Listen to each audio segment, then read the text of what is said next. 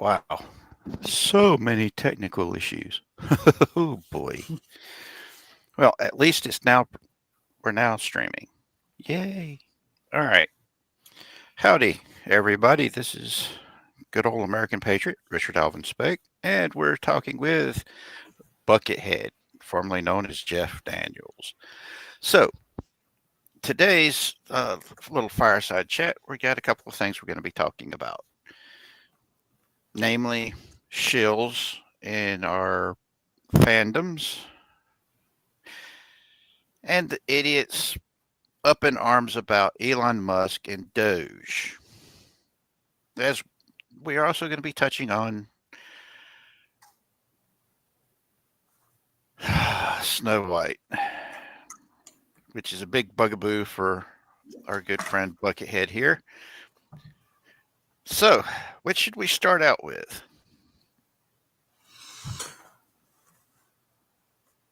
Well, I say we start with the first order on the list.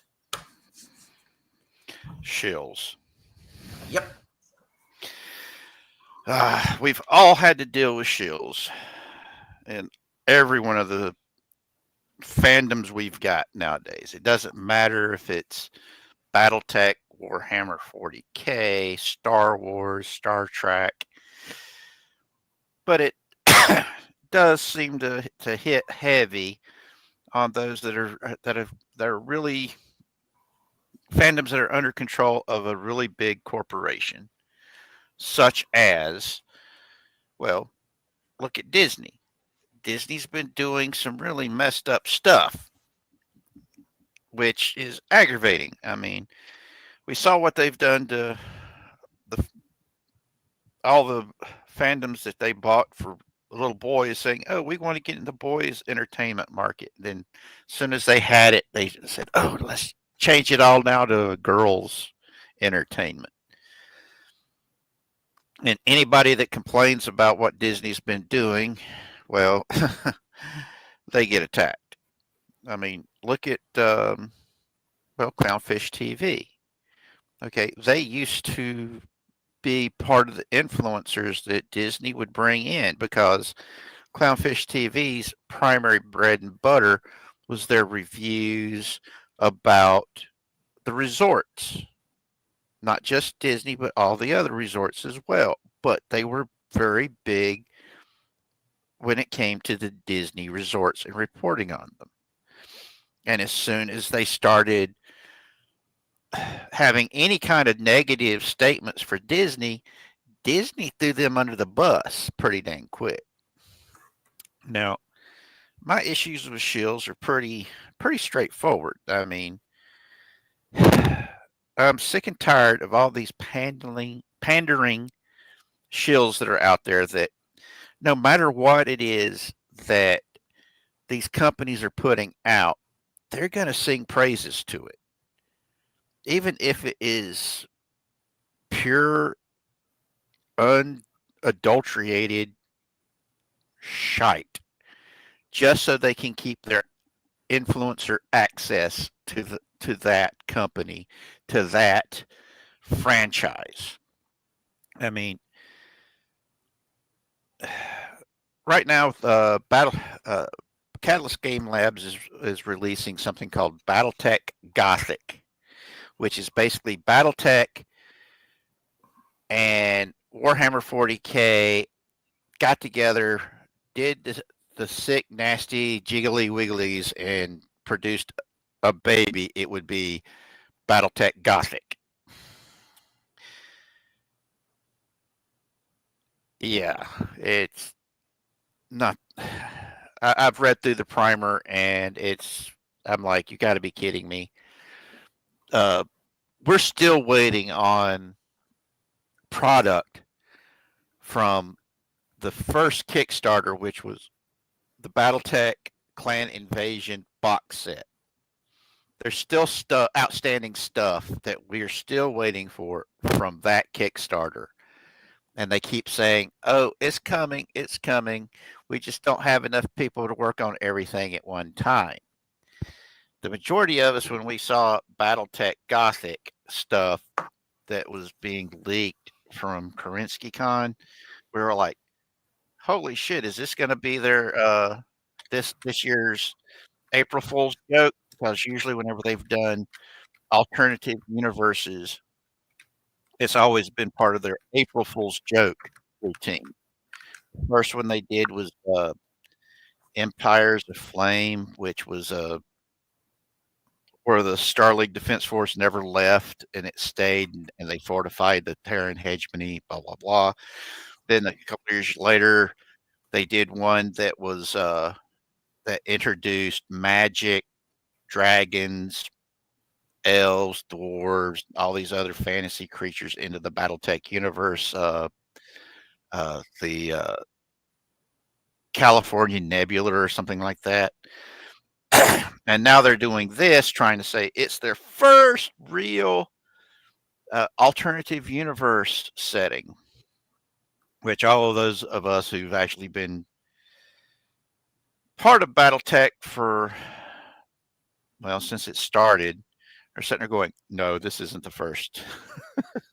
But you've got shills out there that are singing the praises of this thing and saying anybody who's complaining about it is doing so for stupid reasons, not looking at the fact that we're looking at this going, wait, you're putting this out while all these other products that the fan base has been begging you to hurry up and get out is being put on the back burner. And anybody complaining about that are just a bunch of idiots and racist, bigot, homophobe, blah, blah, blah, whatever is the phobe, idiot thing you want to call us. While completely ignoring our actual arguments. Now, if you were all caught up on everything that came before it, Catalyst Game Labs, I wouldn't be complaining. 90% of us would not be complaining. But we're complaining because, well, you got a backlog of stuff that you've promised us and we're still not seeing it. Now, what really gets me about some of these shills and all these other, and it doesn't matter which franchise it is, they just eat stuff up and call us names. Now, what gets me is when these shills will double, triple, and quadruple down on this stuff over and over and over again, right up until there is such it gets to that point to where even they can't defend it no more. And then they'll jump up and say, "Oh, we were always against this." Because we've actually seen where these influencers that have become shills have actually come out, even in the mainstream media, and said, "Oh, we had to say all that stuff so we could keep access." CNN did this really, really big after the fall of Saddam Hussein. Remember this? For those of you not old enough to remember this, this actually happened. Okay, from one of the mainstream news. Okay, CNN itself said that they covered up how bad things was in Iraq under Saddam Hussein so they could keep access. And it's like, wait a minute, you kept this stuff up so you could keep access to tell what's going on in a dictatorship, but you never reported on what was actually going on in the dictatorship. In fact, you covered up for the dictatorship. Well, a lot of these shills are doing the same thing. And it's it's insane to me. If the truth, even when it hurts, needs to be said to me. Because if you don't tell the truth about what you're experiencing, why say anything? Now, it's the it's why I get aggravated with the shills, these influencers who want to keep their access. My question is, are they doing this for the access, for the likes, for the, oh, look at me. I'm hanging out with all these famous people. What do you think? Well, for me, I'm actually kind of in the same boat where I don't understand why people will say, "Oh, well, I hate this. I hate this." All while they know what's happening. They know what's really happening. They're eating it all up, but they're putting either a positive spin on it, or they're just throwing it all away and saying and lying and saying something completely different. I mean, look at what happened. Look at what's happened with so many different. I know we're going to be talking about Disney here in a little bit. Look at what's happened with all these different Disney movies. Yeah, they keep flopping. Yeah, and And yet Disney keeps saying over and over, "Oh, well, it's not our fault. It's because of the fans." They keep saying that the fandom is toxic when the only toxicity is coming out when they're attacking the fans. Exactly. We tell them what we want, and we've been proving it with our money, and they don't listen. I mean, look at what's been going on at the resorts. That the resorts is what used to make it, still is what made the majority of the money for Disney, was the resorts. All the TV shows, all the movies, all the toys, all the t-shirts, all the swag was to get people to go to the resorts. And they had, if I remember right, it was the three top most popular rides at any resort, at any of these what's it called again? I can't remember the name, but these resorts, amusement parks, that's it. The three most popular rides of an amusement park. Splash Mountain was the one on the planet. That was the one everybody wanted to go see. What did they do to it? They tore it down. Yes. They shut it down and they changed it. All because it's problematic because of Briar Rabbit. And I'm like, you do know the Briar Rabbit stories were African American culture. They were they were retellings of actual African myth in a way that they could tell it to their children, what, without the slave masters and the overseers knowing that they were passing on ancient wisdom to their kids. It was a way that they could keep alive that African culture and that African wisdom. And somehow that's problematic. Yeah, and I remember That to me, watching where they announced the closure of Splash Mountain. I saw so many people go up in arms about it. yeah, because it's the most popular of the rides, and most people loved it. I mean, it's the one ride that anybody could have rode and enjoyed and had fun on. It wasn't a loop de loop that somebody that has epilepsy can't get onto. even overweight people were able to ride Splash Mountain and not get stuck. Can't say that about Small World anymore. Oh boy, because they keep getting stuck in Small World. And from what they're saying, what they turned Splash Mountain into, Brianna's Wild Adventure or whatever the heck it is, that thing is down more than it's up. And then they did the same thing with Haunted Mansion, and I can't remember what the other one that they're getting ready to get rid of is. Yeah. But these were the three most popular rides on the planet, and they decided, oh, we're going to get rid of them, boop, because they're problematic.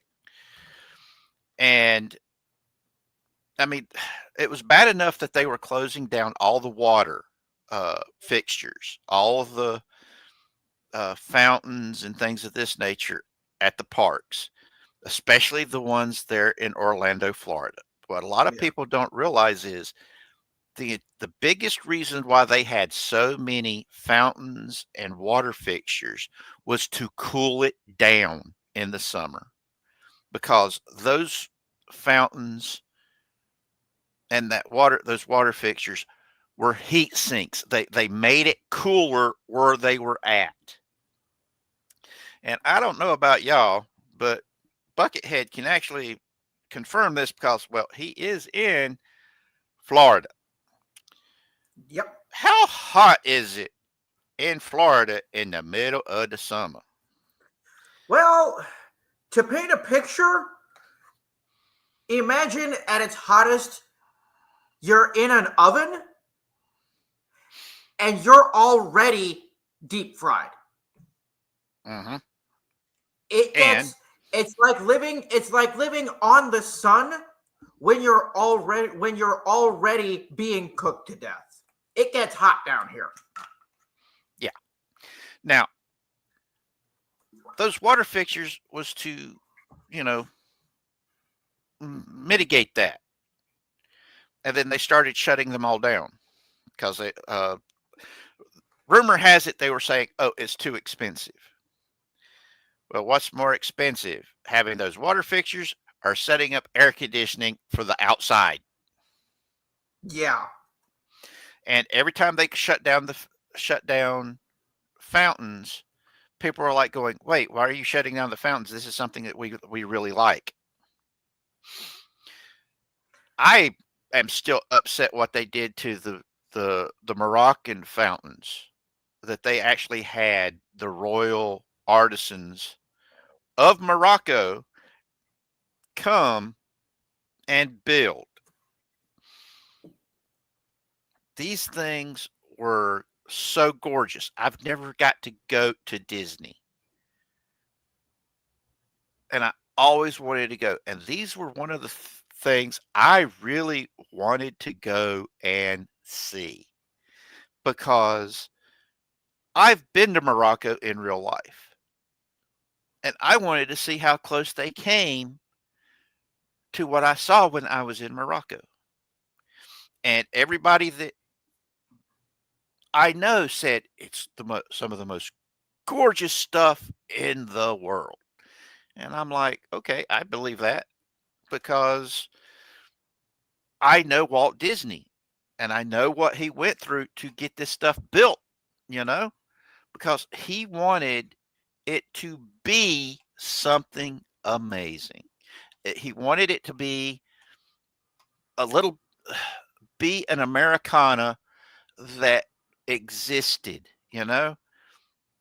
for a short period of time, but it still existed in his heart and his mind, and he wanted to share it with everybody. He wanted to share it with the world, and that was the whole point of Disneyland and Walt Disney World, was for him to share his love of this country and what it meant to him and what it can mean to everybody, Yeah.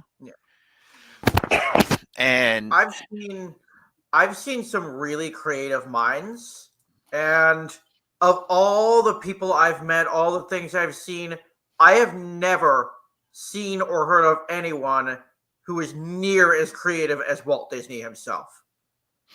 He, to me, he was a visionary. He was a dreamer. He was the person that, to me,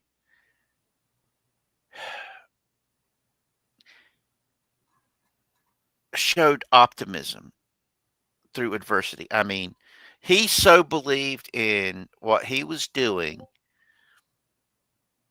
he bet everything they had on the original Snow White. I mean, they went into hock to make the original Snow White movie. This was the movie that made Walt Disney Studios, was Snow White. It was the first full-length animated feature film to get made. And it was something that nobody believed would work. But he did it. He proved it could be done because he believed in it and he was willing to take the consequences of it. I mean, what Disney really needs today I really hate calling it Disney right now because it's not really Disney anymore. It's Iger Yeah. Corporation, not the Disney Corporation. Because everything that's wrong with this company is because of Bob Iger. He turned Disney from being for everybody to politicizing it to being for only half of the country. And even Not even. then, and even then focusing on a fraction of that half of the country. They got into identity politics that is so divisive because I'm sorry, I am not entirely based my entire life on who I want to sleep with. I have not based my entire life on the color of my skin. I have not based my entire life on what I've got between my legs or what I wished I had between my legs or what I wish somebody I want to get jiggy with it has between their legs. I am me. I am not one thing. I am many things. I've used this many times. If you've ever seen an uncut diamond, it looks like a piece of ugly frosted quartz. But every time you cut it and put a facet in it, it gets clearer and more valuable. That is a human being. You're not just one thing.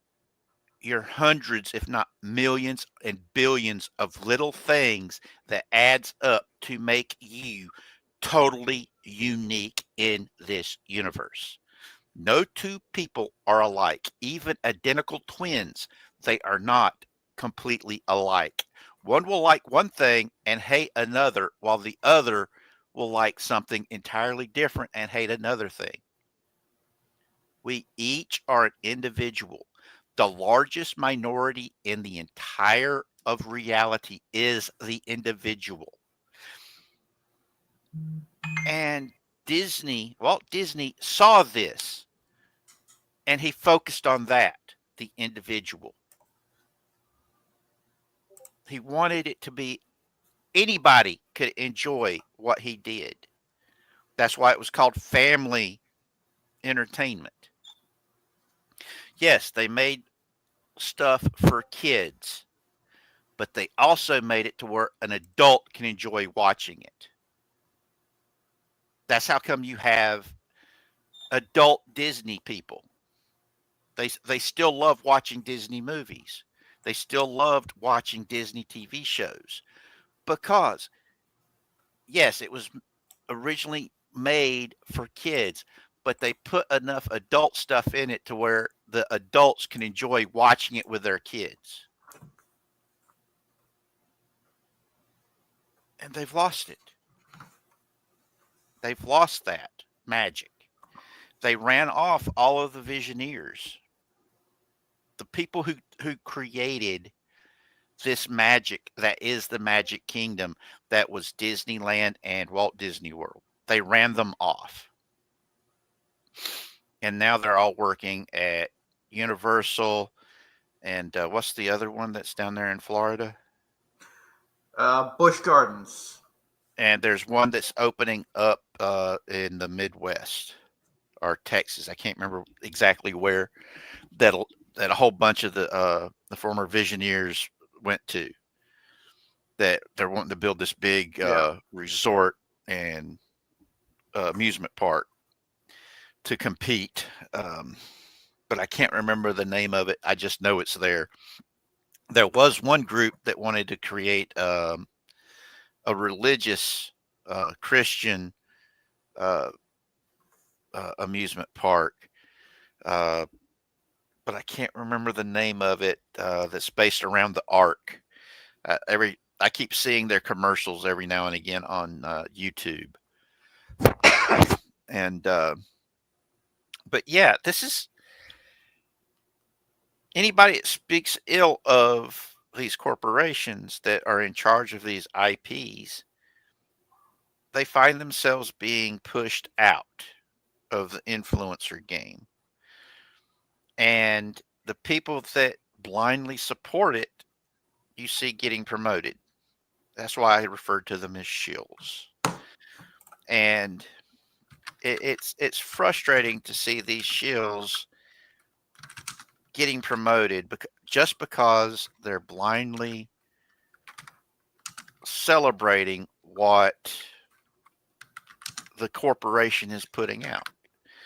There's no true criticism of when things are going wrong that is being listened to by these corporations. And that's one of the reasons why a lot of these companies are going to be going out of business, is because they keep putting out stuff that people don't want to buy. And if you're a company that your entire existence is supposed to be putting stuff out that people are going to buy from you, it's an exchange of money. And if you're not exchanging those money, yeah, you're not going to stick around in there. Yeah. I mean, look what Universal Kathleen kids. Kennedy did.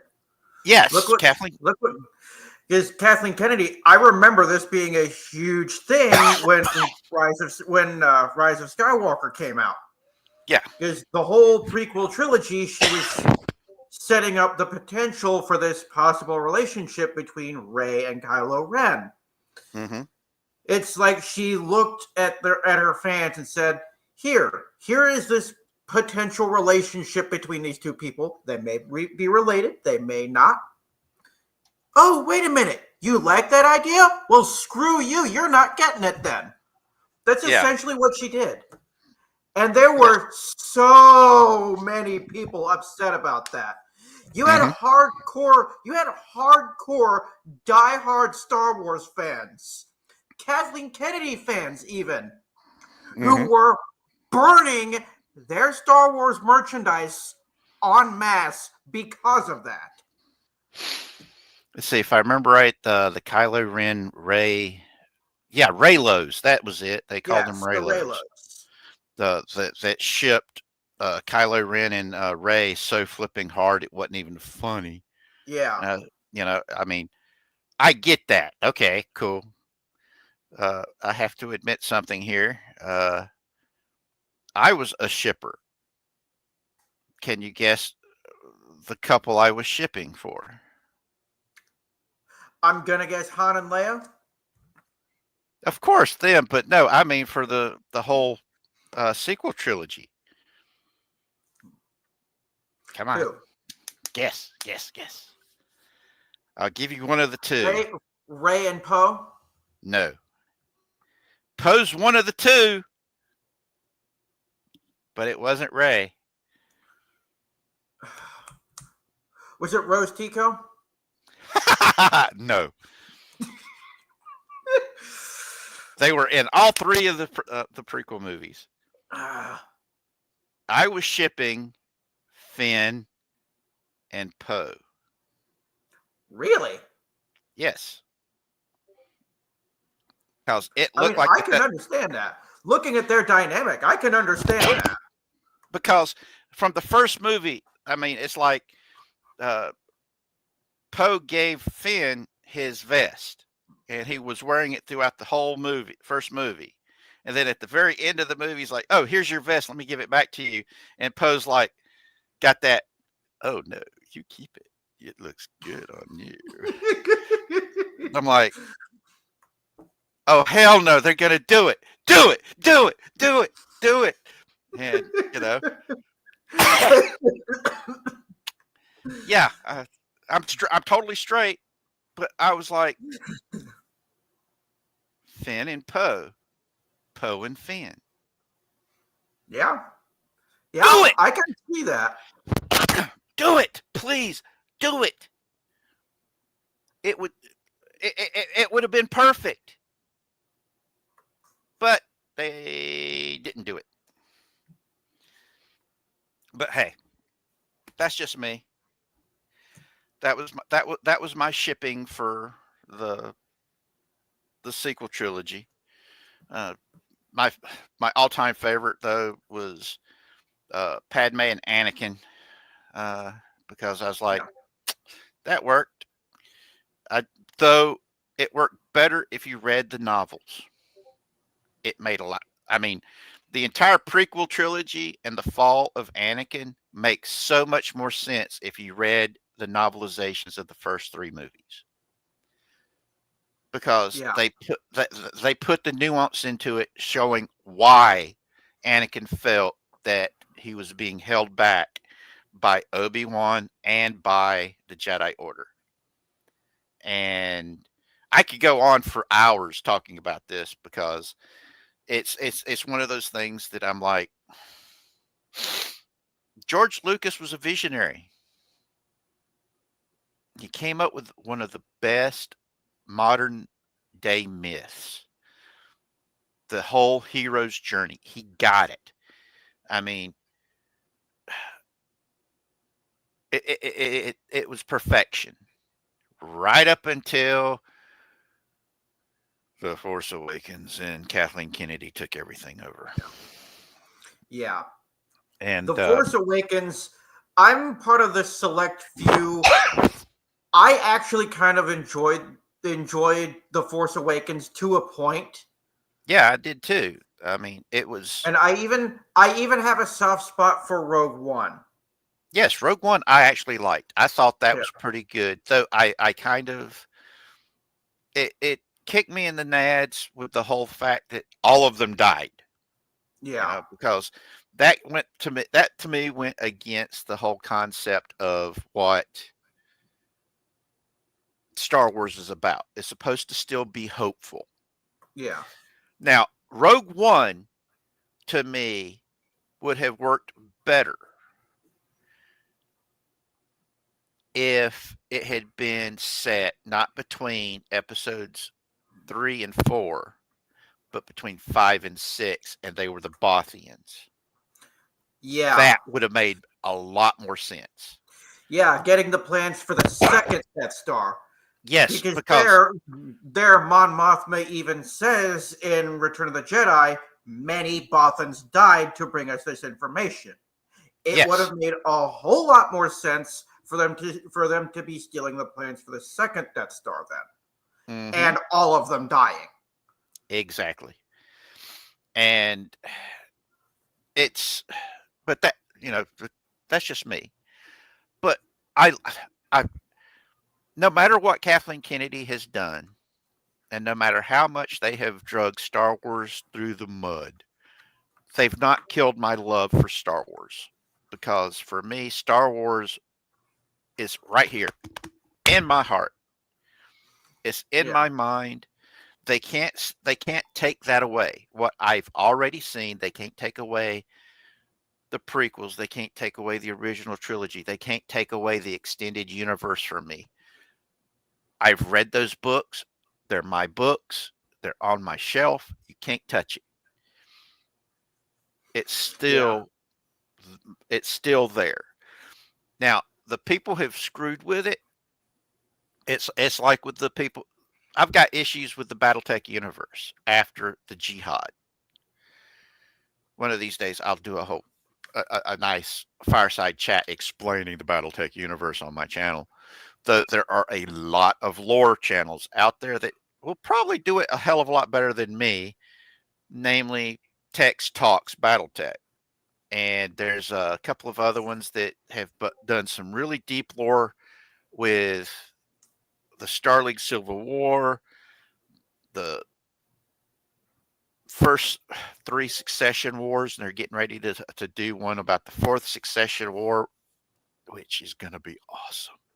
These guys, I mean, the production values of these videos is like watching a documentary on the History Channel about World War II. That's extremely detailed. That's illustrated. It's amazing. Go watch them. Now, if you want to listen to a bunch uh, of idiots who just like the lore and like talking about the lore and shooting shit, saying, "Hey, do you remember this in the lore?" In one of the original first edition house books where it was talking about uh, this commander and their same sex spouse. Whoa, yeah, I remember that. Yeah, that stuff came out back in the 80s. Yeah. So it was. I loved it.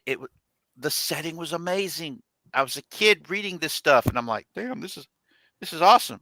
But I like reading history books. So the lore books to me was like it was science fiction history, and I was loving it and eating it up. But yeah, I think we took a tangent really bad, which is something that me and Tex shares, going off on tangents. But yeah, I mean, shills is just it's a problem that we're always going to have, no matter what we end up doing.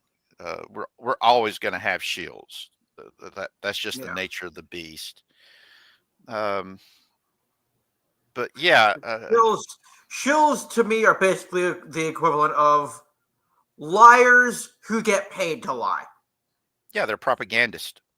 Yep. Pure and simple. That's all they are.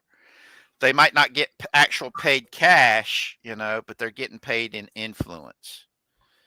And for some of these people, that's more valuable to them than cash.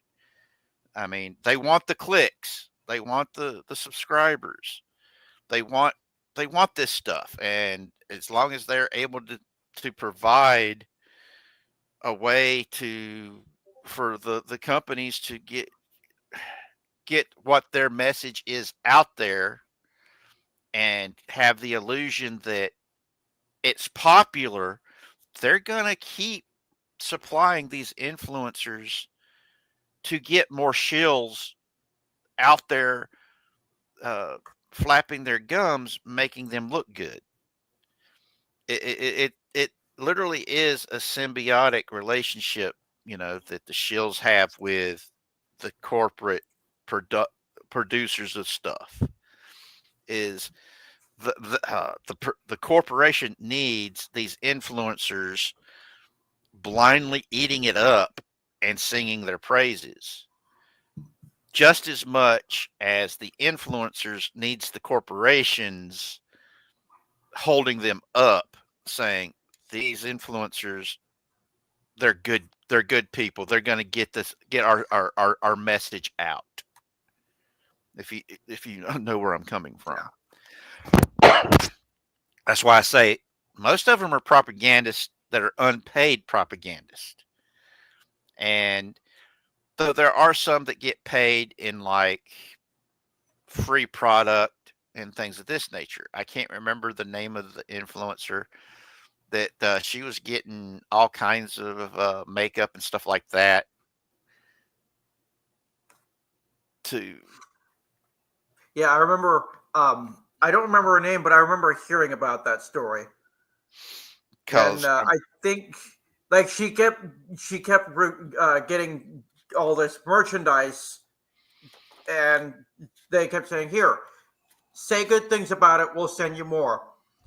eventually Yep. it got to the place where she found something she didn't like and she told the truth about it and they basically cut her off. Yeah.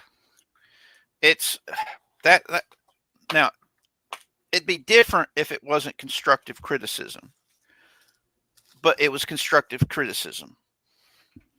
And a lot of times with the fandoms, they'll give constructive criticism whenever they see something they don't like, but then they start getting attacked for it. And then they're like, well, screw it. If you can't take constructive criticism, we're just going to criticize the living bejesus out of this stuff. Yep. And that's where we're at right now. That's why they like to call the fandom toxic. Is the fact that when we tried to be polite about, hey, we don't want this. This isn't right. This doesn't feel right. What ended up happening? They started attacking the fandom as being toxic. Yeah. And then doubled down, tripled down, and quadrupled down on that. And whenever you're Yeah. getting called something you ain't, you're going to get upset and you're going to Yeah. retaliate, you know? It's like I had a conversation a few months ago with I go to a local card shop. I have a buddy over there. He and I got into a conversation a while back about fandoms and all this. He's on Disney's side with the whole thing, and he told me straight up, all fans are toxic.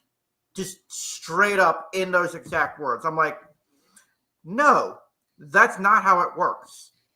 If you have to blanket apply a label to all members of all groups of something, then they are no longer the problem, you are. Because there you're crossing the line into blind prejudice. Exactly. When you allow your irrational hatred to overwhelm your rational mind and your common human decency, all bets are off. Because once you've abandoned rationality, there's no working with you. There just isn't. Because when you've become irrational, there's no negotiation. There's no showing you, hey, this is the truth, because you're going to reject it. You're going to reject anything that goes against your worldview.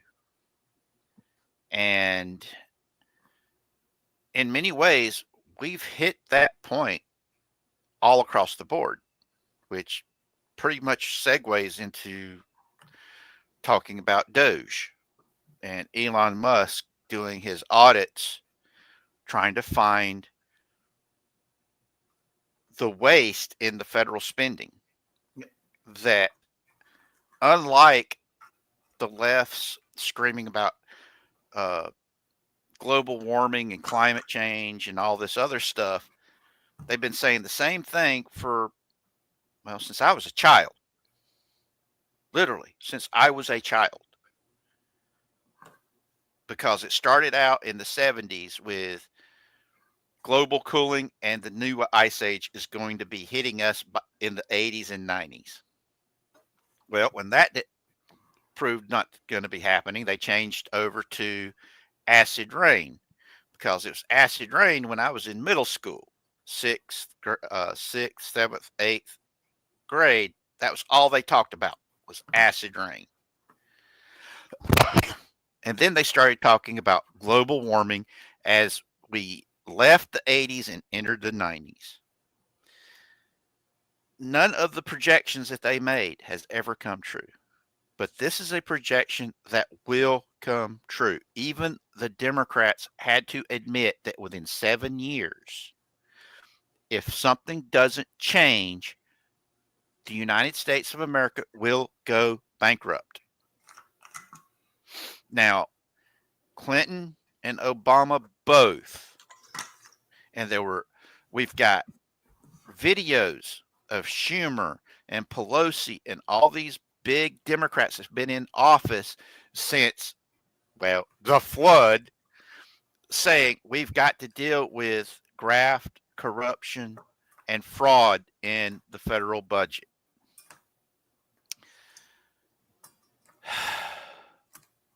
Now, we're actually doing something about it because we've got 7 years before we're not going to be even able to make the interest payments on the deficit and on our national debt.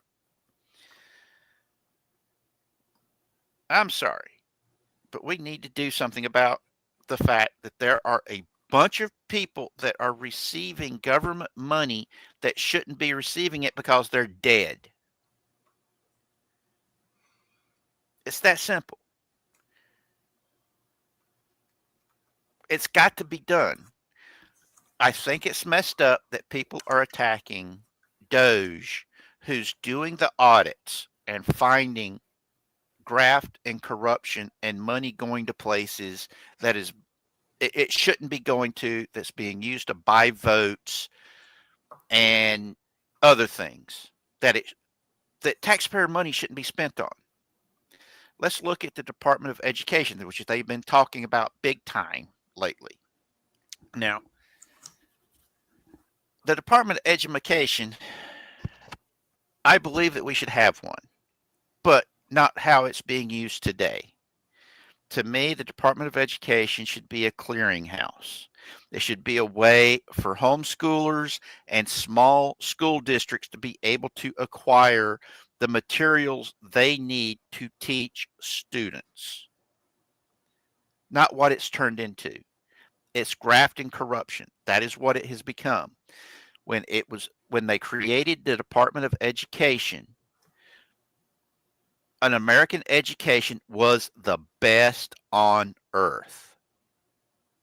If you wanted your kid to get a good education, you sent them to the United States to get that education. We're now like 45th in the rankings. We went from first place to down in the bottom. And we've spent so many trillions of dollars, it's ridiculous. Just throwing money at the problem's not fixing it. It's making it worse. And to act like trying to fix this problem makes you a Nazi and a fascist and some other type of authoritarian completely ignores the very definition of what a fascist and an authoritarian does. They want to increase the size of government. They want to increase the authority and power of government. I'm sorry. We're trying to cut government. We're trying to cut government power. We're trying to devolve it from a centralized location and send it back down to the states as the Constitution requires.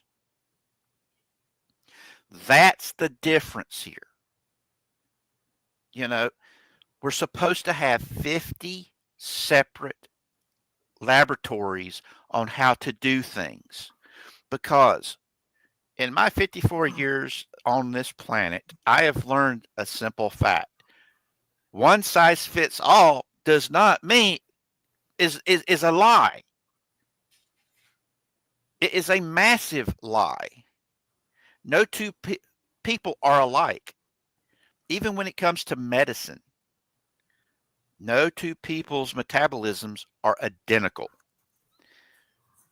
I don't know about you, but if somebody was to give me morphine, it would not go well for me or the people around me because of my allergy to morphine and what it does to me. And I learned recently, just within the last year, that I myself am allergic to penicillin.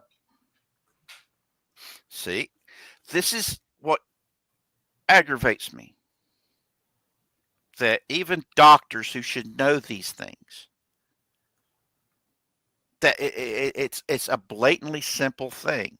No two people are identical. what works for one person isn't more than likely going to work for everybody. There are going to be the exceptions to the rules. And when you have a rigid structure, the people who are the exception to the rule that stuff will kill them, they don't care. That's what an authoritarian government is in reality. They don't care about the exceptions to the rules. It's that simple. Yep. And if we don't fix what's wrong with our budget, we're hosed in 7 years. If things don't change, we've only got 7 years before we can't make payments on the interest on our debts. Now, we're one of the richest countries on earth. We should be able to pay that shit off. We should not be in this situation. If that means we've got to go in and find the fraud, find the graft, find where people are money laundering the money to get it back into their political party's pockets, we've got to do it.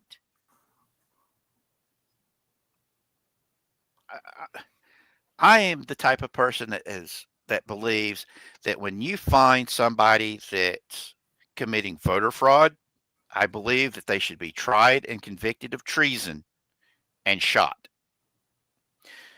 When you are misappropriating taxpayers' money, you should be tried for treason and guess what? Put against the wall and shot. But I'm also the person who feels that if you do something to a child sexually, that the child, the whole PDF thing. Yeah. I also believe that's one of the times where you take them and put them against the wall and say, you don't even get a blindfold, nor do you get the cigarette, you get shot. But I do also believe that whenever you find corrupt politicians, we need to bring back this thing that our founding fathers used to enjoy doing to corrupt politicians called tarring and feathering them and riding them out of town on a rail. I really think that would clean up a lot of the issues we've got with politicians. Yeah. Me personally, being a fan of Marty Robbins, I'm the type who I think a better example could be set if we take them all out on the street and hang them and leave them there as an example for others. Yeah, that might work, but it's one of those things where you're like, okay, maybe. But I am a big believer that this is the United States of America. We were never intended to have a politician class. We were trying to a complete breakaway from the European model of the rabble and a class of people who handled government, i.e. nobles. Yeah. Meanwhile, we have since become the very thing that our founding forefathers came here to escape. We have become the most radical example of that.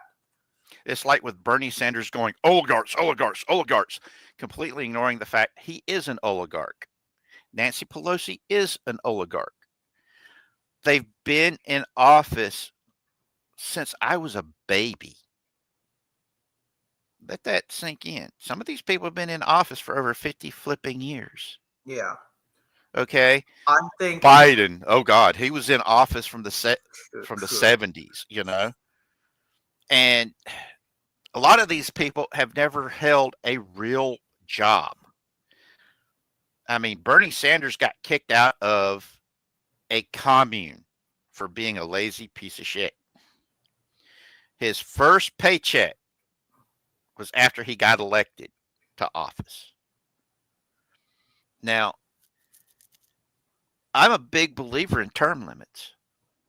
I believe that, but I'm also of the mind I don't want to take away the voters' right to vote for somebody that they want to put in office.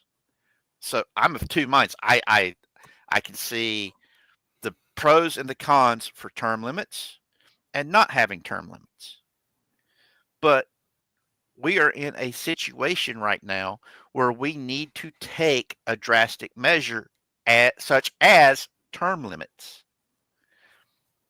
It's just like the drastic measure of having Doge go in and audit every federal department and agency and office and bureau all the way to find where the graft and the corruption's at, because the budget has gotten so out of hand that the money is just disappearing and nobody knows where it's going.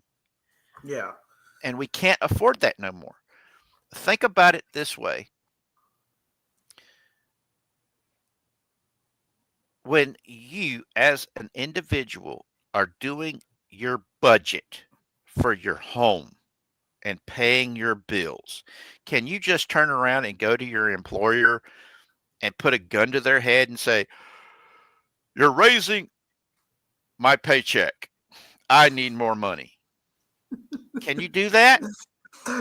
Not if I want. Not if I want to stay a free man. Exactly. It, that's just not how the world works, except in government. We need common sense reforms in government. And unlike the people that keeps calling for common sense gun control laws, I actually mean we need real common sense in government. Now, most people don't realize just how many gun control laws are on the books that are not being enforced or being used when criminals are using guns illegally. You know, if they just used the laws that already exist, things would change. But hey, there's laws on the books that are still on the books that make no damn sense. Like in South Carolina, the reason why you're not allowed to have back pockets on your pants is so Wait, you won't really? walk. Yeah, so you won't walk around with a bottle of booze in your back pocket. Yeah, there's so Most many of the stupid. pockets, most of the pockets I've seen don't even have room for a bottle of booze, much less somebody's wallet. Yeah, I know, but this is issues that we've had in the past. That there are these stupid laws on the books. There was this one sheriff that wanted to clean up that stuff, and he started enforcing all these stupid little laws that were still on the books that nobody had taken off the books to force the legislature to take them off the books. Yeah. I can't remember his name, but I remember reading Paul Harvey talking about him on his show. And welcome back, son. But it's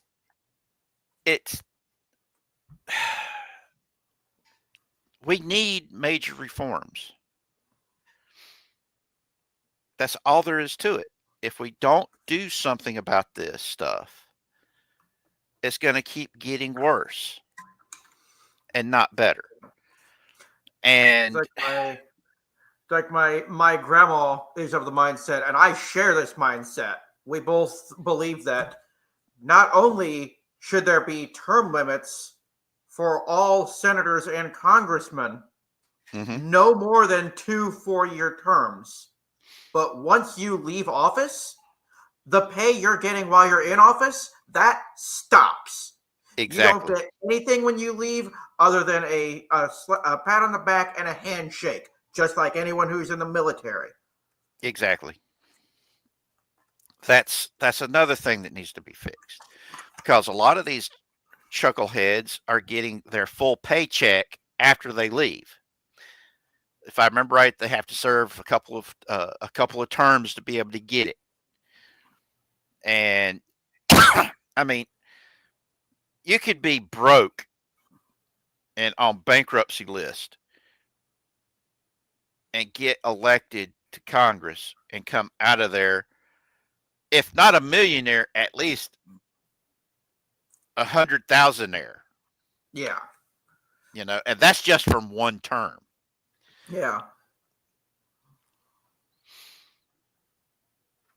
Yeah. Meanwhile, me over here barely trying to make ends meet, barely breaking even. Yeah. A lot of us normal people are barely making it. But yet these politicians keep thinking they can tax us more and more and more. Now, uh, Trump was talking about making it to where people under $150,000 a year would pay no more taxes. Just like he said that he didn't make it to where you don't have to pay taxes on overtime and tips, you know, and that, hold on, what? Now, if they were to do that, I'm not, I don't believe that. I think that everybody should be paying the same percentage in taxes. I believe in the flat tax. If we don't have the flat tax, I think we should go to the fair tax, which is a consumption tax that you only pay taxes on what you buy. It doesn't penalize saving money and putting money away for the future. It also doesn't penalize you for investing in stuff. But it takes the tax when you buy something. Now, this would basically open up a whole new revenue because you'd have all the money that was illegally gained, that whenever somebody is buying something with it, they would get taxed on it. Uh, Neil Bortz wrote the book with, I think the Congressman Linder, I think was the guy's name. If you can find it on Kindle pretty cheap, to where he wrote a book about the fair tax, and then he wrote another book. They wrote another book where they were answering all the critics of the fair tax book, original fair tax book, and explaining how it would all work. I'm not an economist. I can't really explain it. But when I read it, it made sense to me. And fixing what's wrong, it's a necessity now. We we can't just let it keep kicking it down the road. We just can't. Yeah. And like I said, there's so many people out there who have allowed their irrational hatred of Trump to overwhelm their rational mind and their common human decency. We're seeing that when they're burning Tesla's cars that are owned by private citizens who have nothing to do with Elon Musk. We're seeing it when they're burning down dealerships. They're shooting guns into the dealerships. This sort of thing has got to stop. That's terrorism. That is the definition of terrorism. They're carrying out these acts to either penalize somebody to get a political change. And Yeah. if we're not, I remember in Trump's first administration, they had all these people over on the West Coast. You had entire cities burning to the ground behind these reporters. Oh, everything's just fine. There's nothing going on back here. There's a exactly, freaking building on fire behind you, you moron. exactly. And the summer of love, where cities were being burned, people were being murdered. Still haven't seen anybody getting thrown in jail for it. That to me really drives me nuts because I believe that the law is the law is the law. It should be enforced even-handedly across the board. It shouldn't look at what color you are, what gender you wish to be, or you think you are, or any of that. The law should be even-handed, not heavy-handed, even-handed. If you've broken the law, you should be punished for it. I'm sorry. Ignorance of the law does not protect you from the law. Simple as that. Yep. If, for example, there's a law against, let's say, like in Singapore about bubble gum, chewing gum. If you spit chewing gum out there on the ground, you just broke the law. And you're going to get your butt whooped with a cane. Yep. Because, I don't know, are you old enough to remember the kid that got his butt busted for graffiti I back during the vaguely Clinton remember years? hearing. I vaguely remember hearing something about that.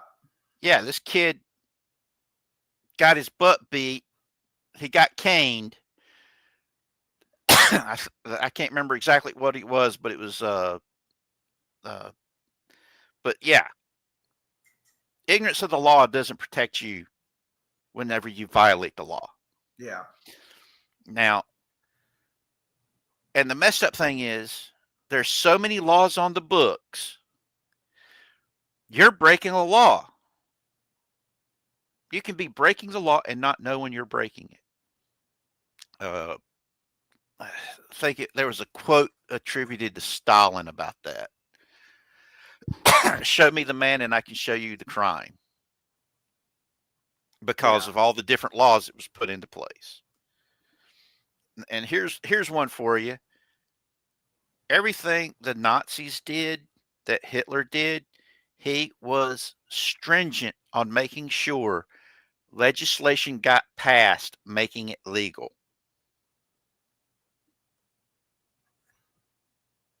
Think about that. Yeah.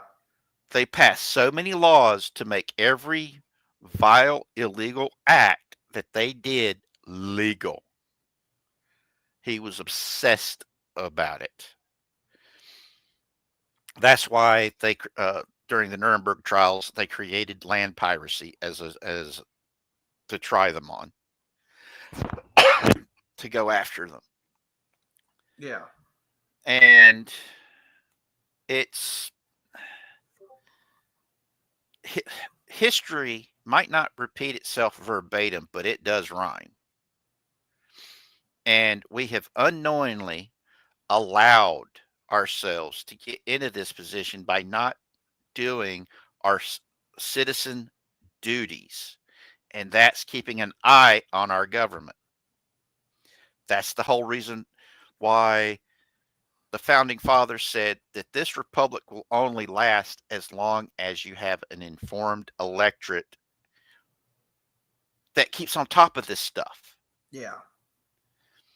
It's like when before we went live, I was talking about what my grandparents and my parents taught me when it comes to being a voter. I research both parties' candidates during the primaries, looking for who deserves my vote. And yes, it's hard work, but then again, I don't trust mainstream news media because I'm ex-military. I still remember coming home and turning on CNN and watching what happened on Black Hawk, what everybody refers to in the United States as Black Hawk Down, but the people in Africa refer to as the Day of the Rangers. And going, wait a minute, that's not how that happened. I also remember when Oliver North was running for the Senate and going to one of the rallies and going, wait a minute, that's not what happened at the rally. There wasn't that many protesters there. There was very few protesters there. But yet they tried to make it look like there was a shit ton of protesters and tried to include me and my buddies as part of the protesters. And we're like going, wait a minute, we weren't there protesting. We were there eating. Yep. But that's what they did. So I stopped trusting the mainstream media. And when I got out of the service and I was talking to my dad and my granddad saying, I don't trust the media. And they both looked at me and said, you don't say welcome to the club. My my dad was in Vietnam and my granddad was World War II who hit the beaches in D-Day. And after he snapped his knee on D-Day, once his knee was healed, he went back and took part in of going into Germany itself, and was part of the Army of Occupation and liberated several of the concentration camps and saw what was there, and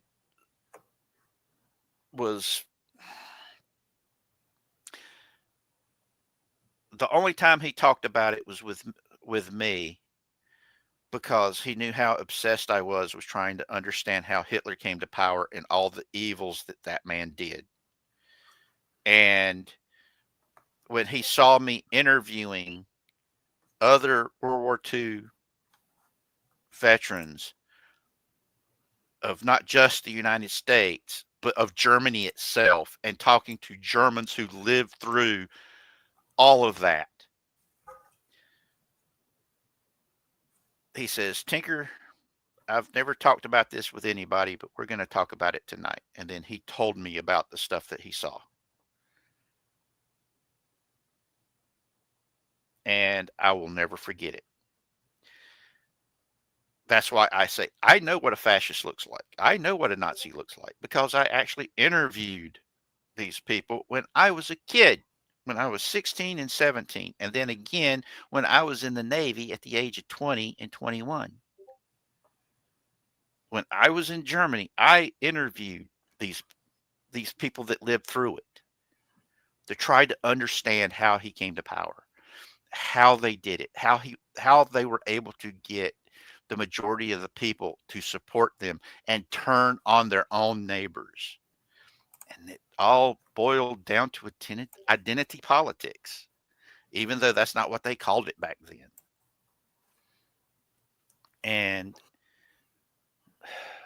a couple of the people I interviewed had been members of the SS. In fact, one of them was here when I was a kid. He had been a POW here in North Carolina, and he stayed. He ended up getting married to a woman from North Carolina, and he stayed. And the shame he felt when that interview I wished I still had those notes. And because the amount of emotion that man had about the shame he felt. But he explained what got him to support it. And it was frightening of how easy it was to get him to that point. It's scary to me. Even to this day, I have nightmares about it. And I'm always questioning who every politician, I question them. I don't blindly support them. If I've said this before, in 2016, Trump was not my candidate, but I voted for him because of Hillary Clinton. Now, the entirety of his first term, I watched him like a hawk, because I truly believed he was still a Democrat, because he was good friends with the Clintons. And I felt during the primaries, he was acting as a spoiler to make it easier for her to get into office. But I still pulled the lever for him because he was between him and Hillary. I had no other choice. The lesser of the two clowns. Exactly. But during his first term, he proved that he deserved my vote. So I am proud to say I voted for him in 2020 and I voted for him again in 2024. Especially after seeing just how bad Biden was. I mean, oh boy.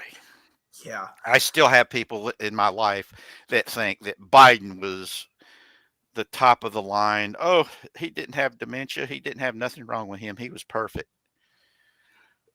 Yeah. And it was Trump that was have, showing signs of dementia. But like I said, Trump was doing rallies that went on past 3 hours, and he's just sitting up there talking to people. Yep. When Biden couldn't even hold 15 minutes at a time. Yeah. And I'm like, oh God. That's why I came up with my statement of your irrational hatred is overwhelming your rational mind and your common human decency. Yep. You know? I support Trump because while, yes, he is a loudmouth, he is a braggart, and he doesn't know when to keep his mouth shut. In his first term, he got things done. Yep. Exactly. That is something that not many recent presidents can say. Exactly. And to me, you know, my issues with Trump is pretty simple. He's an he is an outsider. He is not from the politician class. Yeah. You know, he doesn't have those ties. He does not have what's the word I'm looking for? The connections. Exactly. He doesn't have the corruption that is the swamp that is surrounding the Washington D.C. I am a big believer that we need to get rid of the deep state, the unelected and unaccountable bureaucrats who have gotten up there and think their shit don't stink. They don't care about the individual people that they're supposed to be serving. My father had Agent Orange poisoning. So did my uncle Dwight. They died a month apart in October of 2010. My dad died October 2010, and Uncle Dwight. I want to say it was exactly a month between the two of them dying. Now, Dad went for the test that would prove he had Agent Orange poisoning right before the 2008 election. And that test proved he had Agent Orange poisoning. Beyond a shadow of a doubt, it was proof. Well, the Obama administration said that they wanted to sign off on all of the disability claims after the election. So the Bush administration stepped back and said, okay. Well, the Obama administration drug their feet so long that the test was out of date by the time they looked at it. And they told my dad he would have to get that test done again, but this time he would have to pay a couple of $1,000s to get that test done. And we didn't have that money. Yeah. Now, his doctors at the VA was treating him for Agent Orange poisoning until the unelected and unaccountable bureaucrats told them not to treat him for Agent Orange poisoning. just to treat all of the side effects of the poisoning, which was doing nothing but make it worse. And they did the same thing to Uncle Dwight. Now,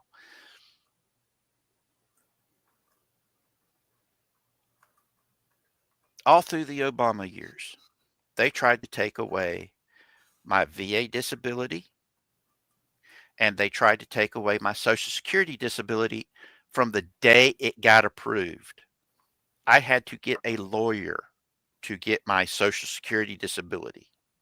Now, you would think having your legs cut off and bolted back on, it would be a pretty much a no-brainer. Okay. I thought I'd only been denied twice for my Social Security disability, but I found out no, it was 3 times. Because the first time it was the hospital that submitted the paperwork for my Social Security disability. So, because they said, dude's so messed up, no one ever has started walking again after this stuff has happened to him. And they still, nope, you ain't getting it. But somebody who I had tried to help get on her feet and establish a life for herself to make sure she wouldn't be living on the street no damn more. Every time I got her a job, she'd end up, don't get me started on that, but she was able to get a full ride disability, and she was only 24, 25 at the time, and they gave her 100% full ride disability while they kept denying me my disability. Now, there's people out there that are disabled that deserve their disability. But there's also people out there who was given disability that aren't disabled. And it was all politics. And that insults me because I have seen both sides of this. My dad's disability, hell, his Social Security retirement money, they kept trying to take that away from him. My mom was barely making things. She was barely eking by. And it was so bad, I kept asking her if I could have her as my my caretaker, list her as my caretaker, so she would be able to draw some money from the VA for being my caretaker and making sure I got to my doctor's appointments. But she was so scared that that little bit of money that she would have gotten for that would have caused them to take away her Social Security retirement money. So she that's why I feel that we need to fix these problems so that the people who really need the help can get it and not be turned down for it over and over and over again when they actually need it, they actually deserve it, they actually earned it. I'm not a heartless bastard. I've opened my home up to total strangers in the past so they can have a place to live and get back up on their feet. Does that sound like a heartless bastard to you? Sounds like a man with the biggest heart I've ever heard. I've been homeless and didn't like it. I knew I've been in a position to where just somebody saying, I believe in you, kept me going. And I just can't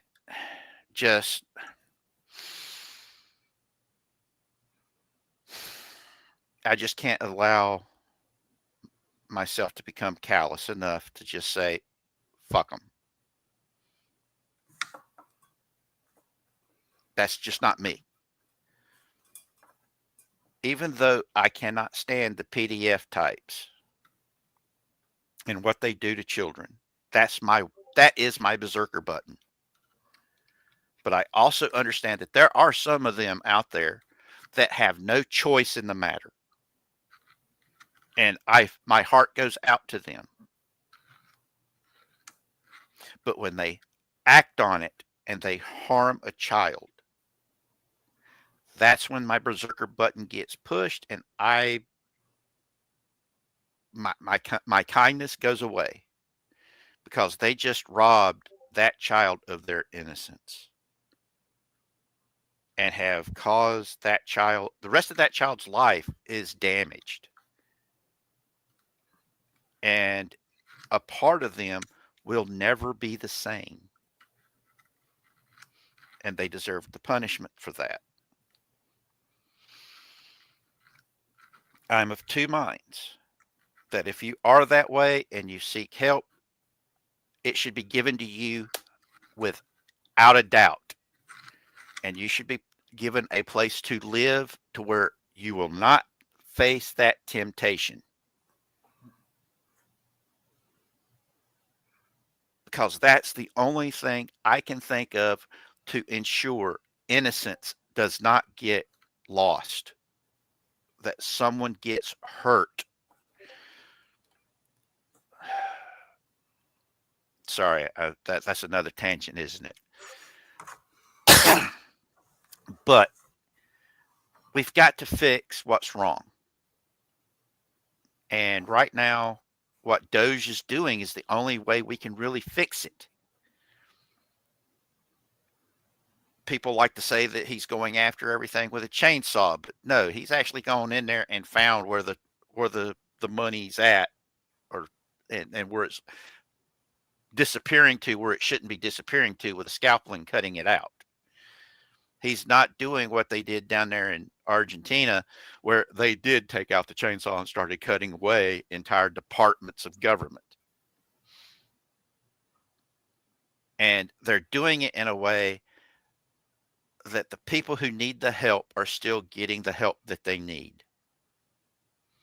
I was watching videos today of where they were taking people out of context and attacking them, saying that they were heartless. Just like they did when it came to the whole Trump lie about, oh, there's good people on both sides. Even though before he said that, he says, I'm not talking about the Nazis and the racists and all these other idiots. I'm talking about these people. And then said there's good people on both sides of this argument. Again, I'm not talking about the. They did the same thing to these people that was sitting there talking about the people that were drawing actual people like me who are on disability, who earned their disability and deserve their disability, getting caught up in the cuts.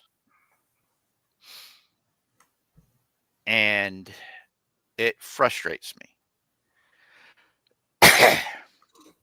when I see the mainstream media, who's supposed to be there it's why it was called the fourth estate of government, is because informing the public was seen as so important that it was supposed to be neutral. It was supposed to be outside of government.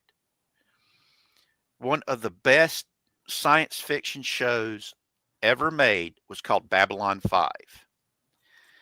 And one of the greatest lines in that entire show was said by Ambassador Kosh. Do you know the one I'm about to refer to? I do not, because I have not been in a situation to watch the show. Oh, you should watch it. It's really good.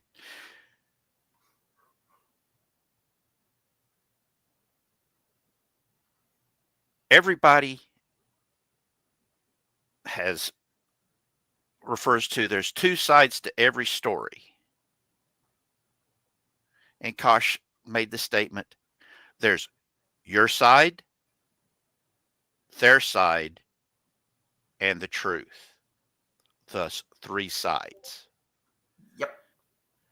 Now, the people on the outside looking in see the truth because they're on the outside looking in. They see your side and their side. Thus, they know what?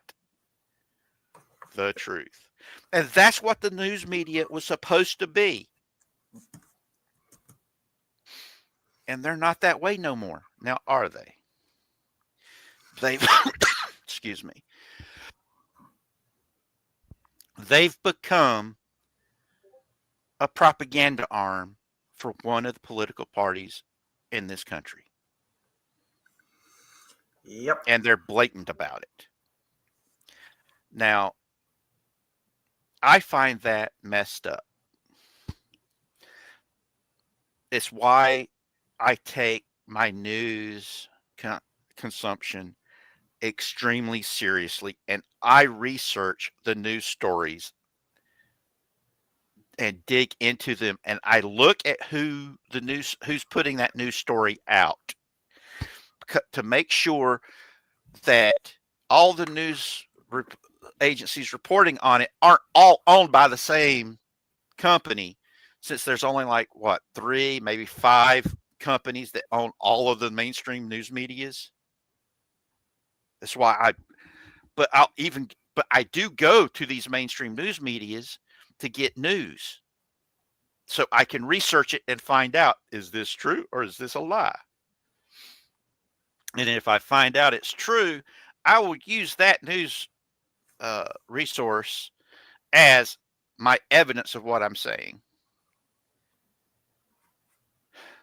We shouldn't be having to go through all those hoops, is all I'm saying. But that's where we're at right now.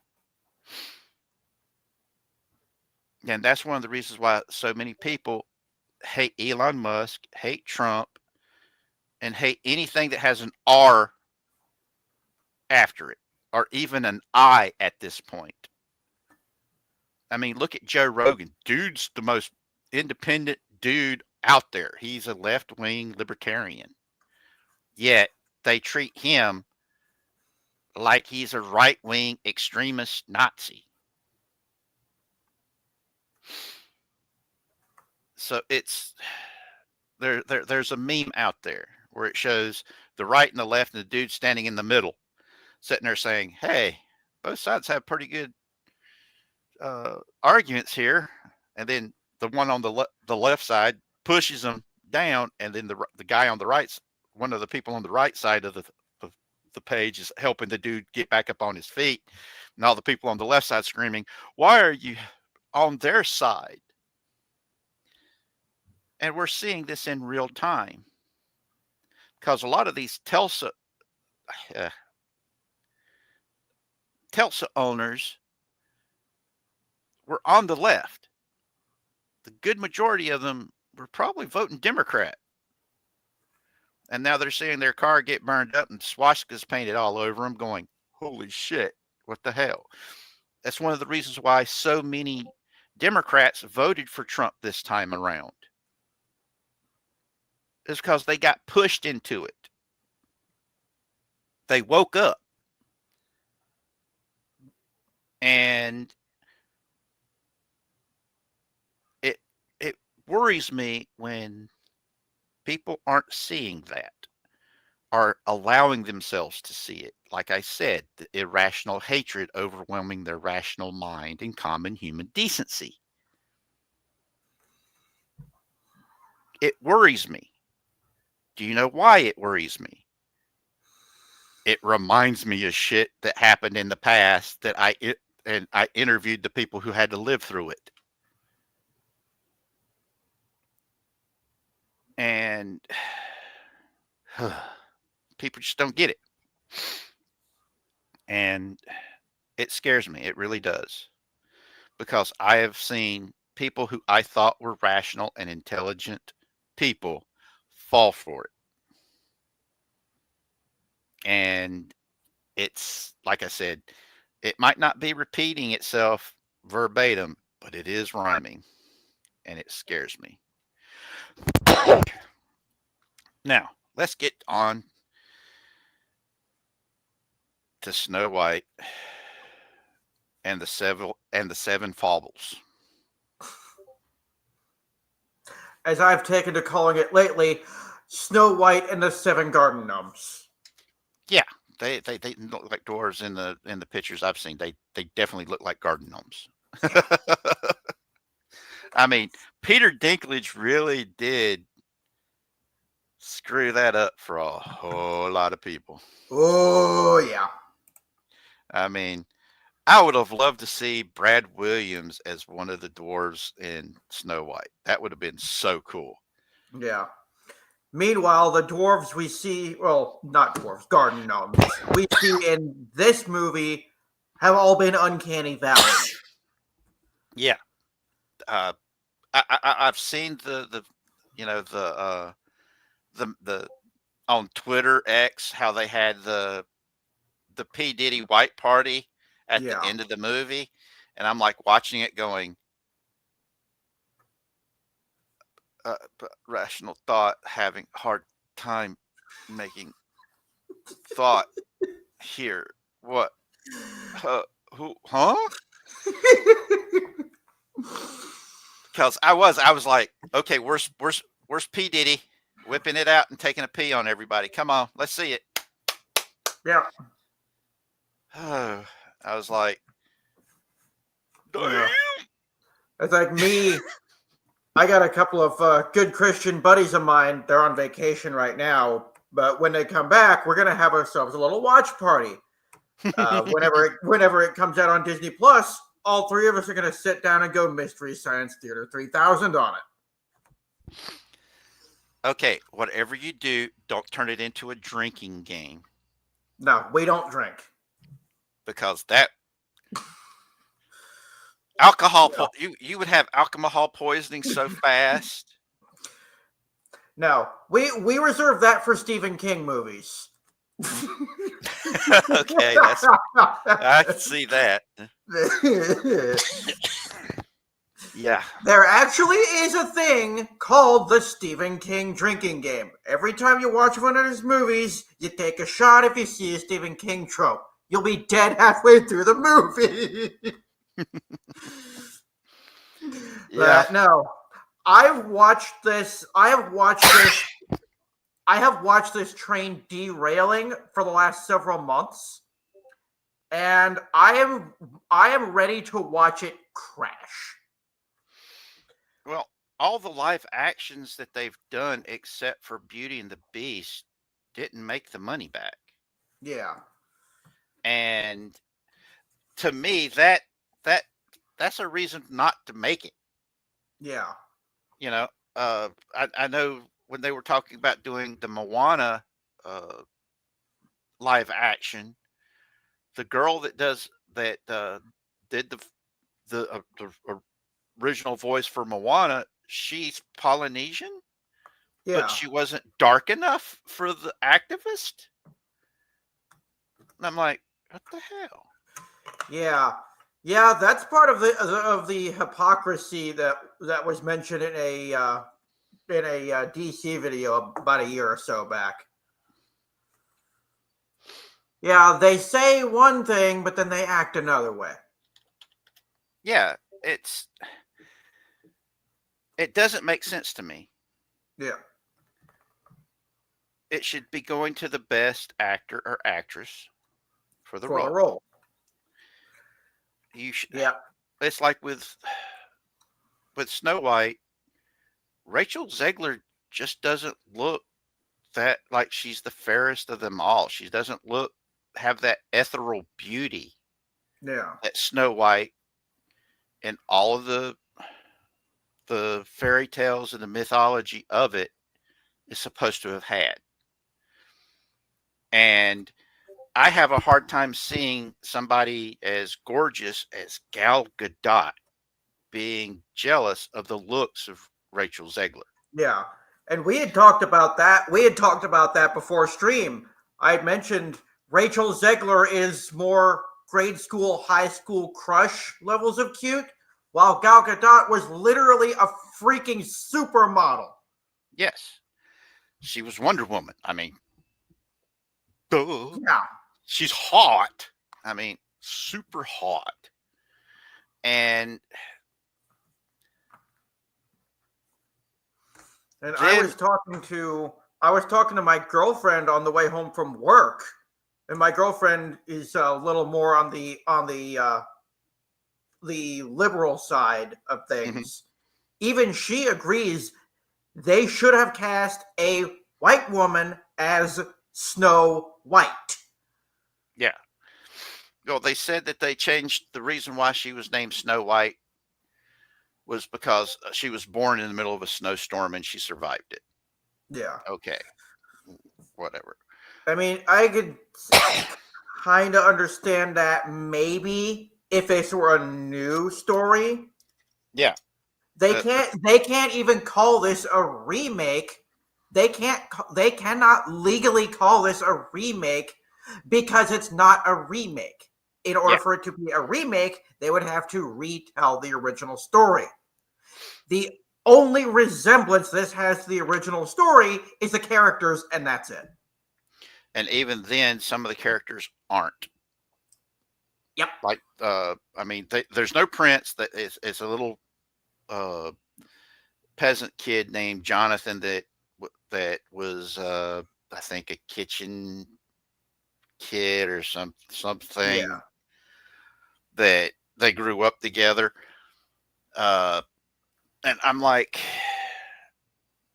dang. I mean, I loved Beauty and the Beast. The the the remake was good. I mean, it even with some of the casting that they did with it, some of the story changes that they did with it, I was like, okay. But the the presentation was so good, it over it went over Yeah. those It, changes. yeah. It overrode that. Exactly. I have the same connection to the Maleficent movies, Yeah. where yeah, they took a lot of liberties. Hmm. But Maleficent, I loved her depiction in these movies, and I thoroughly enjoyed it. Yes. My only issue is where I I'm getting to a point to where I don't like the fact where they keep making uh, movies and stuff where they take the villain and make them the good guy. Yeah, Because if something is pure, unadulterated evil, and then try to turn them into the good guy for the story, it just completely blows my mind. It's like Wicked. I, I I remember yeah, Wicked when when it came out on Broadway, and they started doing it was hitting various theaters after it yeah, while it was still on Broadway. And we had it hit here at the Mint Theater uh, here in Charlotte. And I was like, what? And they was like, yeah, the Wicked Witch is from the Wizard of Oz. She's the heroine of the thing. yeah. And I'm like, okie dokie. And I It, can understand to a point what they were trying to do in the beginning. Is what they were trying to do was make these villains relatable. mm-hmm, But now they've gone on such a tangent with it that here recently they've started taking characters that should have no redeeming qualities and trying to give them redeeming qualities and make you feel sorry for them. yeah, Now, me being a Transformers fan, if they tried to do something like that with, say, Unicron, who is the Transformers equivalent of Satan, mm-hmm, if they tried to do that with a character like him, you can bet literally the entire fan base would burn Hasbro to the ground. yeah. I mean, I like. But then, I've not got to see the second Maleficent movie yet. because it's still on my. I'm still waiting for the price to drop so I can Yeah. be able to buy the DVD at a price that I can not Yeah. go, holy shit, that's $50. Um, I'm waiting for it to get under the like 10, well under $10 range. That's where I wait for a lot of movies to buy. Whenever the price hits there, that's when I buy them. Yeah. That way I can have them for my movie archive, and I've got a pretty big movie archive. Like I said earlier when we were talking about Star Wars, if I like something, I put it on my shelf. Yeah. And there there are some movies I've got that I don't like, but I've got it on my shelf because it had either an actor I really enjoyed, or I thought the special effects was really good, or the storyline was pretty good. It just wasn't executed right. Yeah. There's a lot of stuff out there that has good characters, poorly written, has a good story idea, but the plot's poorly written. But yet it's still something that I buy because the original premise is something I enjoyed. I would have Yeah. enjoyed, you know?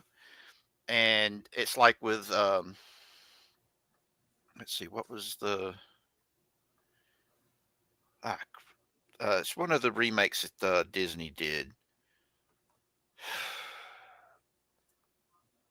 They got I a rem- lot of good stuff, but they completely failed at the landing. yeah. I And remember I remember going into theaters. I remember seeing the Aladdin remake in theaters, me being a big fan of Aladdin. yeah, I enjoyed it. I enjoyed it.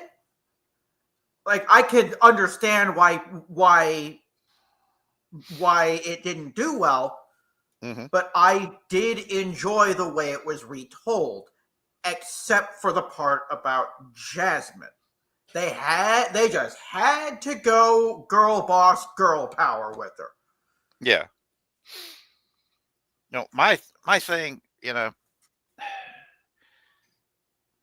Genie falling in love with Jasmine's servant girl. Yeah, At okay, I can get it. I can go with it. I can accept it. Though it wasn't necessary. It yeah, completely blew the whole ending of the original Aladdin out of the water because but I love the fact that they kept that Genie was telling the story of yeah, Aladdin and the magic lamp. yeah. Like that was never really officially canonized in the original movie, but it's heavily implied, Hmm. and it's essentially become pseudo canon because so many people agree with it, Yeah, myself included. and to me, I love all of the Aladdin movies, even the second one when they Yeah, didn't despite get. the fact that Robin Williams wasn't in it. Yeah, if they would have been smart, they would have hired Robin Williams to come in, redub Aladdin 2, and re-release it. Yeah, that's what I would have done. That would have been the smart thing. Hmm. And that to me was money left on the table. Yeah, Whenever I talk about a lot of the franchises and stuff, I will talk about money being left on the table. I mean, it's like with Marvel Comics when the MCU was at its height. All of the movies were like boom, boom, boom, boom, and you had parents taking their kids to the movies, and the kids are like, "These were in comic books?" And then they'd take them to the comic book store and go, "We want to get Captain America comics. We want to get Thor comics. We want to get Hulk comics. We want to get Iron Man comics." And they're Yep. like, "Well, right now, Captain America's the Falcon. There's a chick that's Thor. There's a little black girl that's pretending to be Iron Man." Yeah.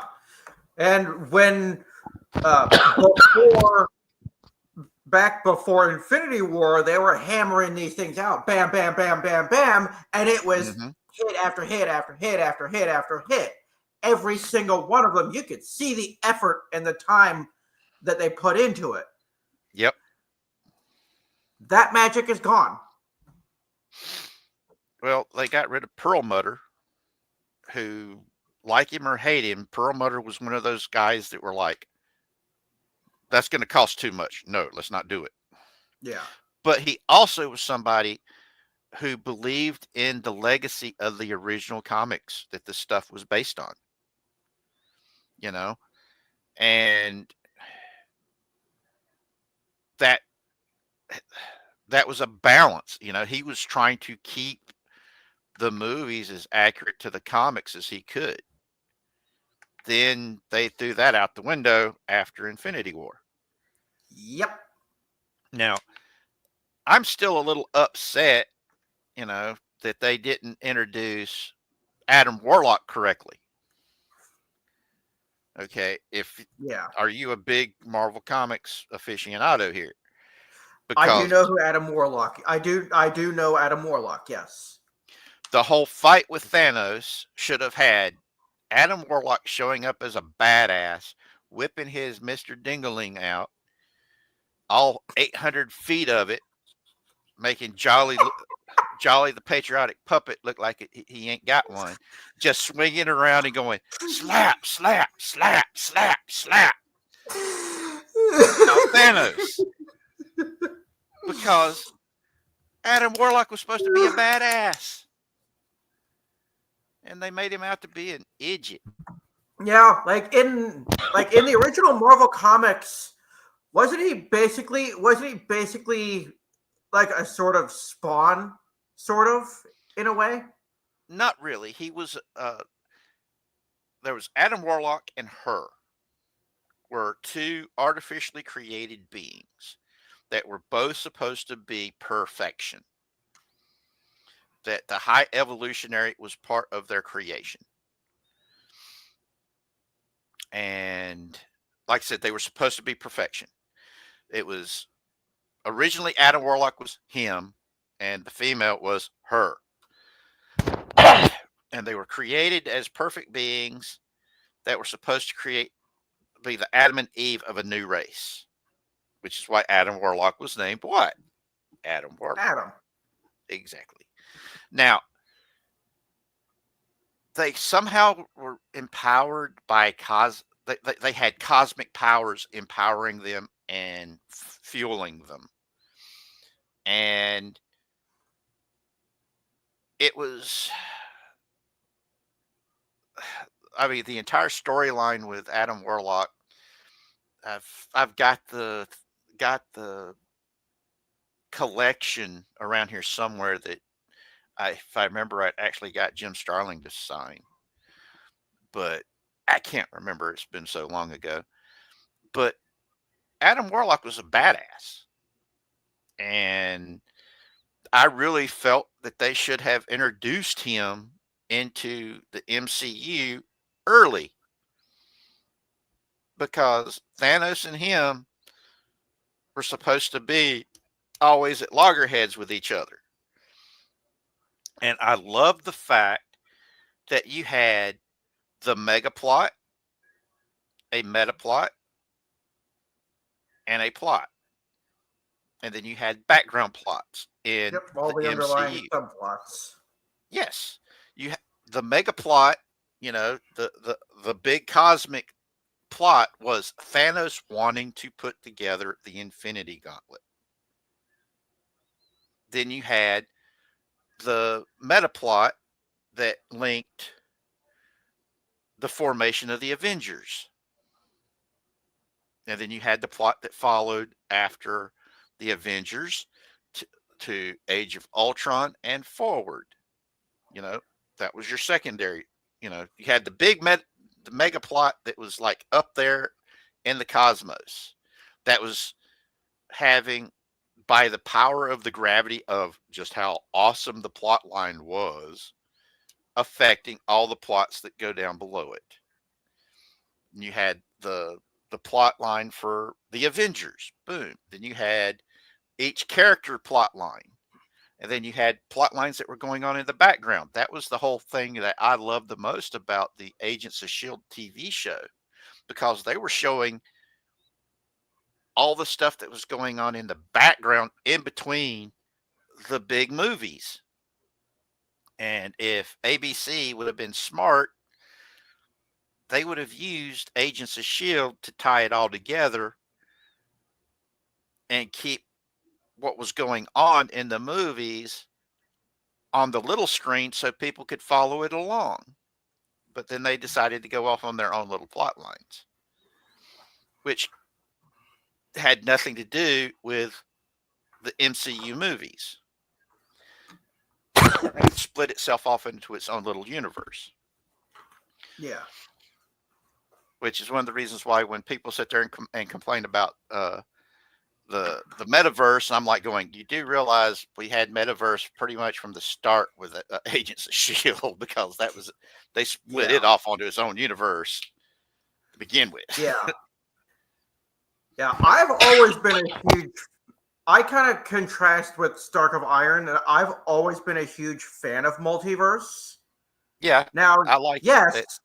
Yes, I do agree. It has been way overdone, but there are a lot of cases in which either it works very well to tell a story, or, as I believe has become the case with Star Wars, it could be the only way to fix what has been done with it. Yeah.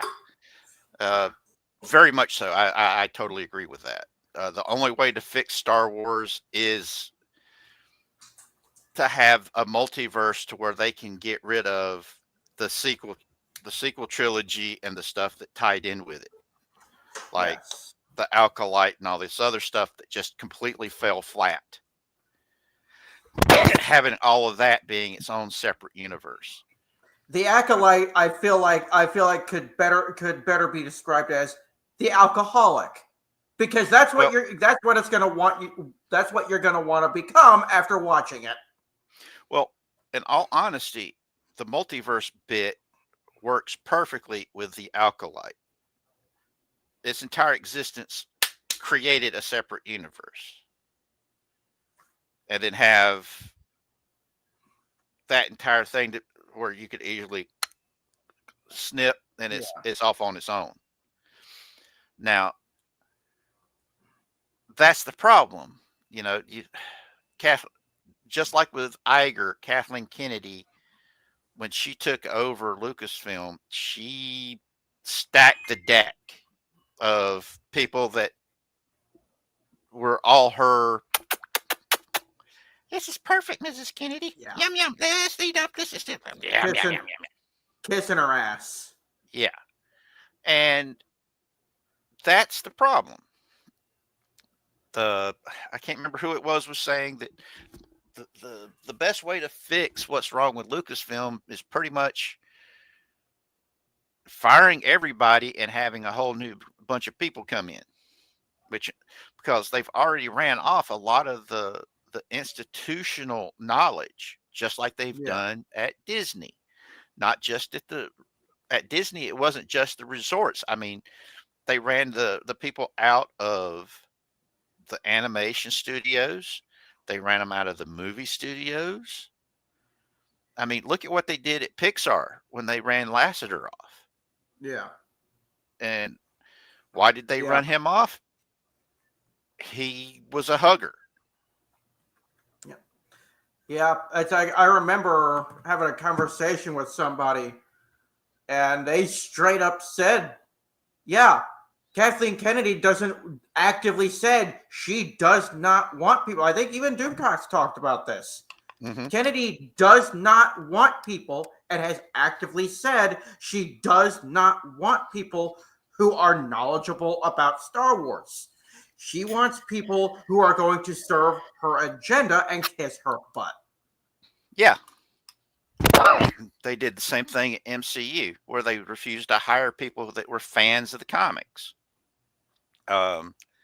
Which is ironic since Jon Favreau was a big fan of the comics, and he's the one Yeah. that created the whole setup when he did Iron Man.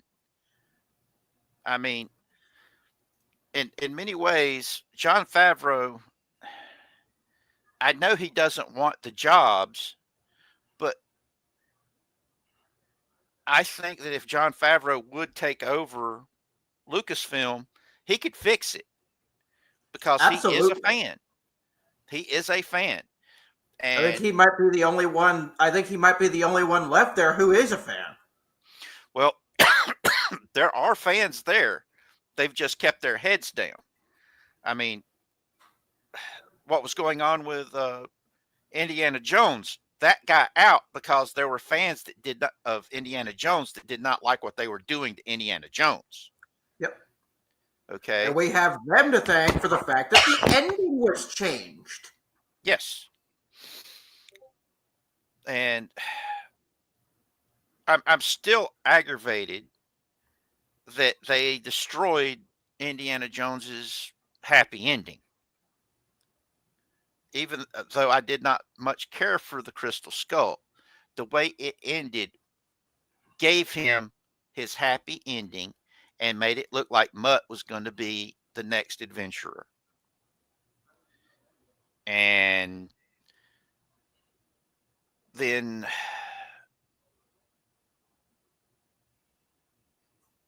the dial. Let's call it the dial of diarrhea. Okay, that works. Completely destroyed everything that came before it, and I'm still in shock because Kathleen Kennedy kept saying, "Oh, I love the Indiana Jones movies. I'm not going to do anything to make Indiana Jones bad." And Mm-hmm. Sure. it's and what gets me is the fact that Harrison Ford, he's like, I don't want to see nobody mess with Indiana Jones. I'm the only person who can play Indiana Jones, and so on. And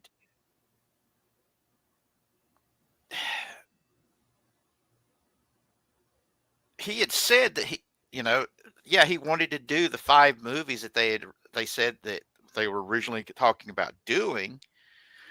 But after what they ended up doing with Crystal Skull, I kind of figured he'd be like, as much as I want to make that 5th movie, not after what you did to the last one, you know?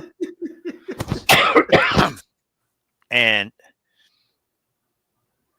so that's one of the reasons why I actually had high hopes for Dial of Destiny was I was like, okay, they've got these people involved. They're not going to screw with it.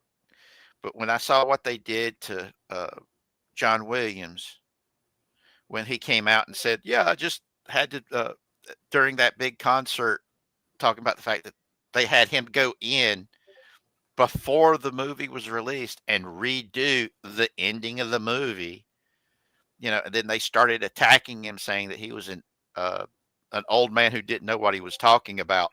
That's when I realized it's dead. Yep. And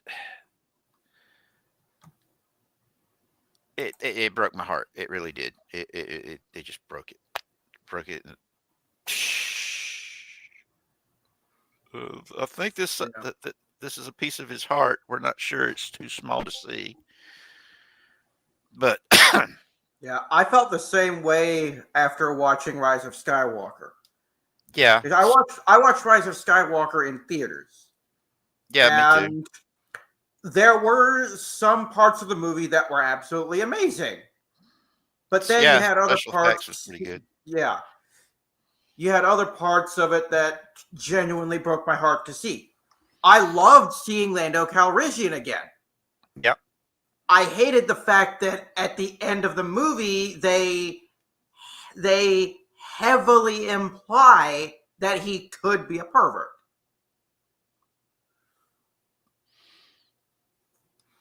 Yeah. At the But what?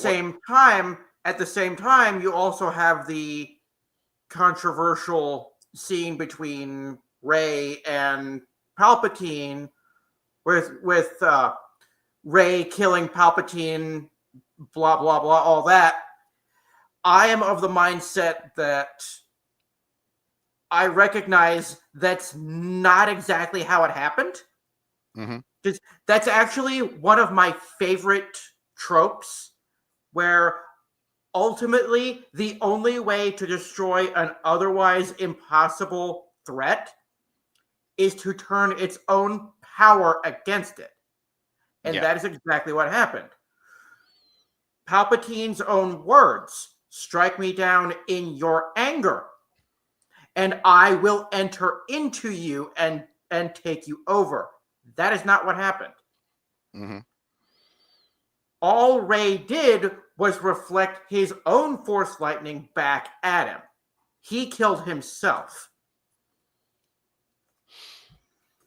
Now, what gets me, I don't know if you ever read the Dark Horse comics. Was it Crimson Empire? No, Crimson Crimson Empire. that had I did the read up on the plot. Crimson Empire was pretty good. It had one of the Crimson Guardsmen that Yeah, survived all this stuff, going and getting revenge for the people that betrayed Palpatine yeah, inside the Empire. But there was one before that, the one that was before that, that had Palpatine uh, wanting to kidnap Leia, who was pregnant with Anakin Solo, so Palpatine could put his spirit inside Anakin Solo's body yeah, as a yeah. I baby. remember that. I remember that. Dark Empire, that was it. Dark Empire. Yeah, And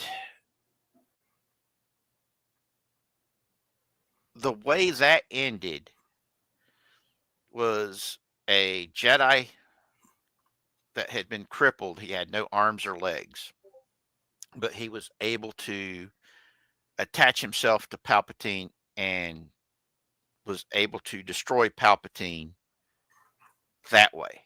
That yeah, it took somebody sacrificing themselves to completely destroy Palpatine and his evil. yeah, Okay, that to me made a lot more sense than how they ended Rise of Skywalker, yeah, especially when they decided to make Rey the basically the granddaughter of Palpatine. yeah. That was the part that made absolutely no sense to me. Like I saw so many jokes on the internet after that saying who on earth had sex with Palpatine?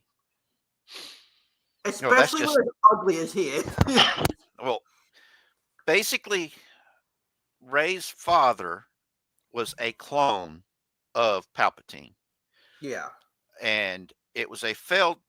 Palpatine felt it was a failed clone because it had no connection to the Force, yeah, but it was a perfect genetic duplication of him. It gets loose. The clone finds a woman that loves him. They get jiggy with it. They have Rey. Rey some was able to have a connection to the Force. That's why they had to hide her to yeah, keep Palpatine from being able to get his hands on her. And thus they let themselves be killed to protect Rey. One thing about the sequel trilogy that I actually liked was was showing the power of a parent's love for their kid. because that was the Yeah. whole point about the original trilogy, was Anakin's love for his kid is what caused him to redeem himself from the darkness. It was that love. Yeah. And it just that's one of the things about Star Wars that always resonated with me. That the story, yes, it was the hero's journey, but it also showed that the love between a parent and a child can transcend and overcome any obstacle whatsoever. And that, as a kid, it just resonated with me and made Star Wars one of my favorite things. When I am super depressed, I retreat into Star Wars. I'll be drawing Star Wars stuff. I'll be reading Star Wars stuff, watching Star Wars stuff. Right now, I'm playing the living bejesus out of Jedi Survivor. Yeah. Okay. Shadows of the Empire. Shadows of the Empire is my big thing. Shadows of the Yes. Empire, the video game for Nintendo 64, was actually my introduction to Star Wars. Dash And Rendar. yep, Dash Rendar, Lebo, the fight against Boba Fett, the final battle at the Skyhook. Mm-hmm. That is what made 1996 my favorite year. And I actually have a copy of the novel on my bookshelf right over here. Yep. There is nothing for me that can take my love of that away. Mm-hmm. Exactly. One of the things that people don't get, why we're called fans. We're fanatics about something. We love something that much. And to call us toxic because we're defending something we love completely ignores the fact that we're fighting for what we love. Yeah. It's that simple. And just because you like something and somebody else doesn't like it doesn't mean you're wrong. It doesn't. It just means you might be in the minority. There are movies out there that I love and adore that I think are awesome. That other people are like going, I don't know about this. I heard Yeah. it was bad. On some levels, yes, but at the end of this movie, you're going to have a good time. Yeah. It's going to touch you in one of these different ways. And so far, I've only when I've recommended movies to somebody, I think maybe one of those movies, maybe two, did not hit with them the way that it hit with me. And that's just me, you know. I like movies. I like the way that they get made. I like the story ideas. I like the storylines. And if the writing sucks and it comes across fucking stupid, as long as it's not too stupid, I can find something in Yeah. it that I can enjoy. It's like with Rise of Skywalker. There's some things in that movie that I thought was pretty cool. That was good ideas. Execution really sucked. And the plot line really sucked. But other Yeah. than that, I thought it was okay. Even though the And movie sucked. and that's one thing that isn't discussed enough. Yeah, the sequel trilogy sucked. It sucked hard. And In the bad way. it absolutely trashed Star Wars for a lot of people. But Mm-hmm. nobody ever talks about the things that the sequels got right. Because they're so few and far between. And the Yep. bad outshines the good. Mm-hmm. But I one of like. these days, I'd like to do a stream myself getting together with a few people talking about the what good they things got about right. the sequels. Yeah. Well, it's like I said earlier, the whole Finn Poe thing, that was a missed opportunity that could have been awesome. It really Yeah. could have. And And the ultimate missed opportunity was the cock tease they gave us with Raylo. yeah, and another big thing that they really missed was not getting the original heroes all together for at least one scene. Yeah. We should have had a Luke, Leia, Han moment. It would have been Yeah. even better if it had been Luke, Leia, Han, Lando, Chewbacca, R2D2, and C3PO all in one big bit, you Yeah. know? And I mean, that right there is the biggest missed opportunity of the entirety of the sequel trilogy. Now, Biggest screw up. Biggest screw up that they made. Ghostbusters, yeah. Ghostbusters Afterlife, Got it right. yeah, they looked at that. They said, you know what? We're going to do the exact opposite of what Star Wars did. Yep. Ghostbusters Afterlife and to a lesser extent, Frozen Empire were amazing movies. Afterlife was a love letter to Ghostbusters fans. Yep. There was fan service everywhere. And yes, they brought in a new generation of Ghostbusters to they even brought Sigourney Weaver back in. Yeah. I just like you. If I love something enough, I will put it on my shelf. I have that on my shelf over here. Yeah. I have it on DVD sitting right over here. Yep. I've got Afterlife and Frozen Empire in my collection. Yep. Only reason I don't have Frozen Empire is because I haven't found it on DVD yet. Yeah, I ended up getting it on Blu-ray because I was able to buy it as part of a set. Yeah.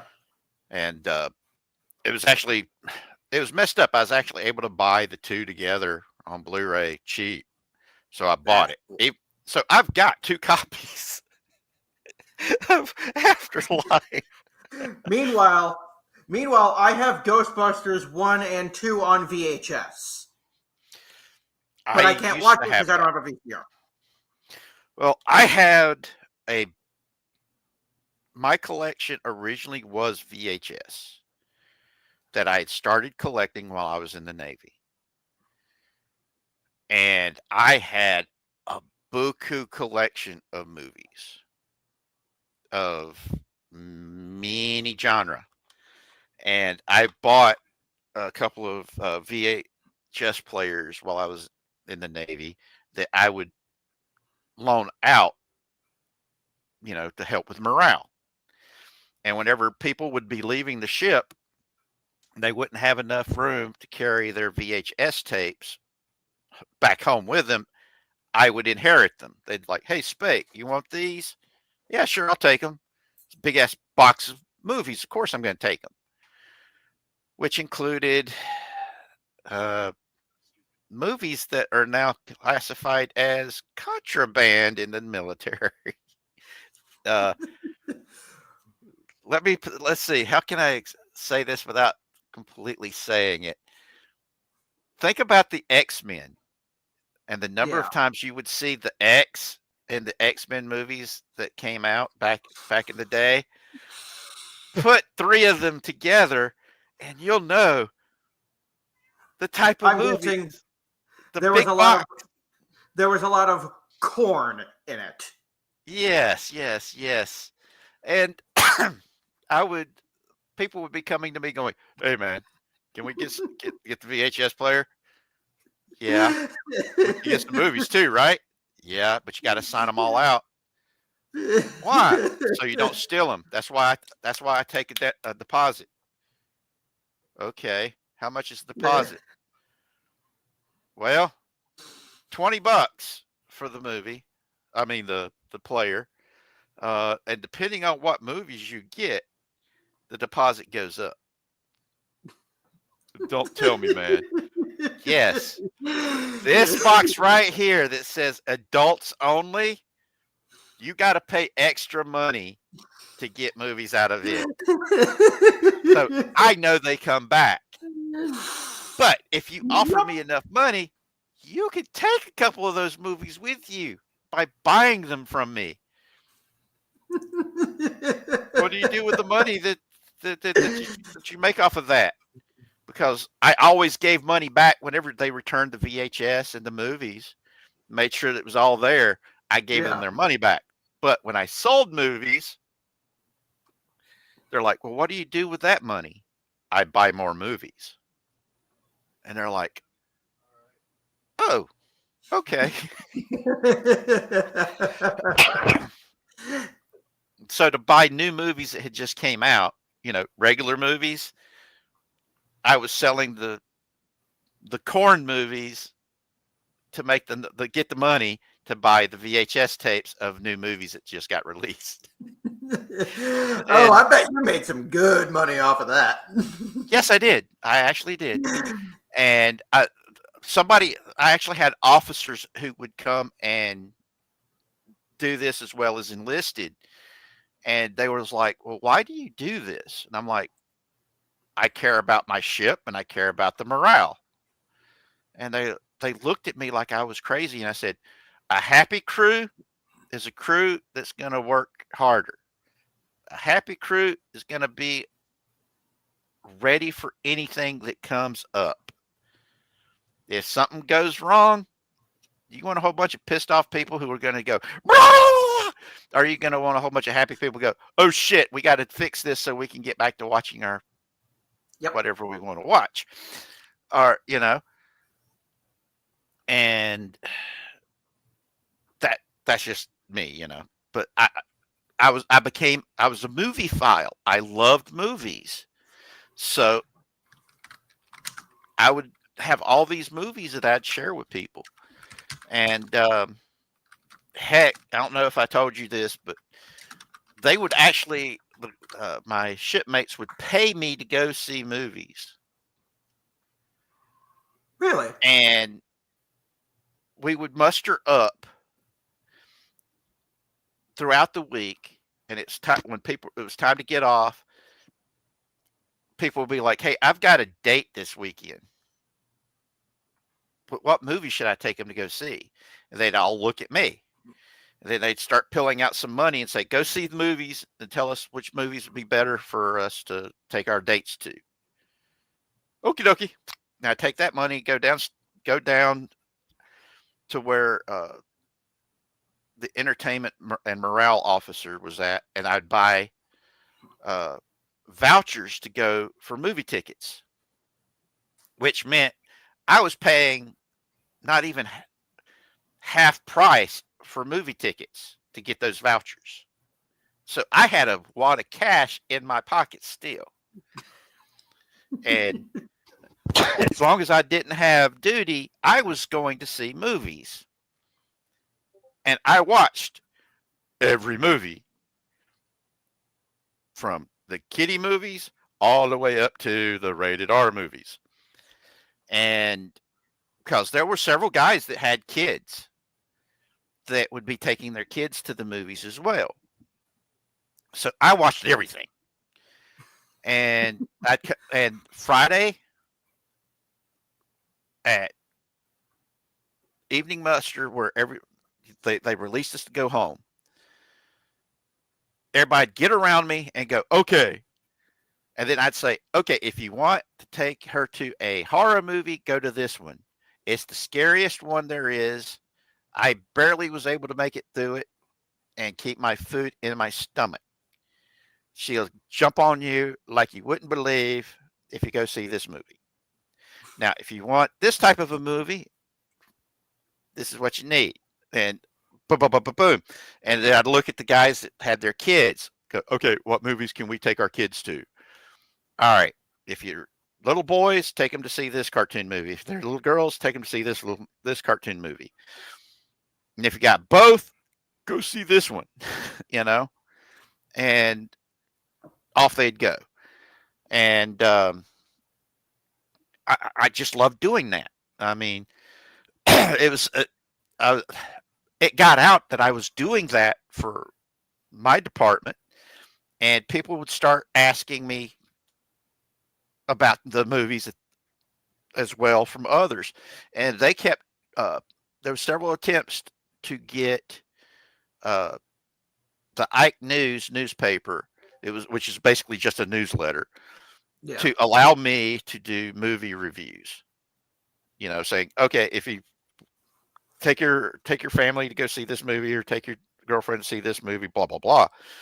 And but every time they tried to do it, it just never got anywhere, Yeah. because they felt that putting something like that on the ship's newsletter was promoting movies, which is something that they were not allowed to do.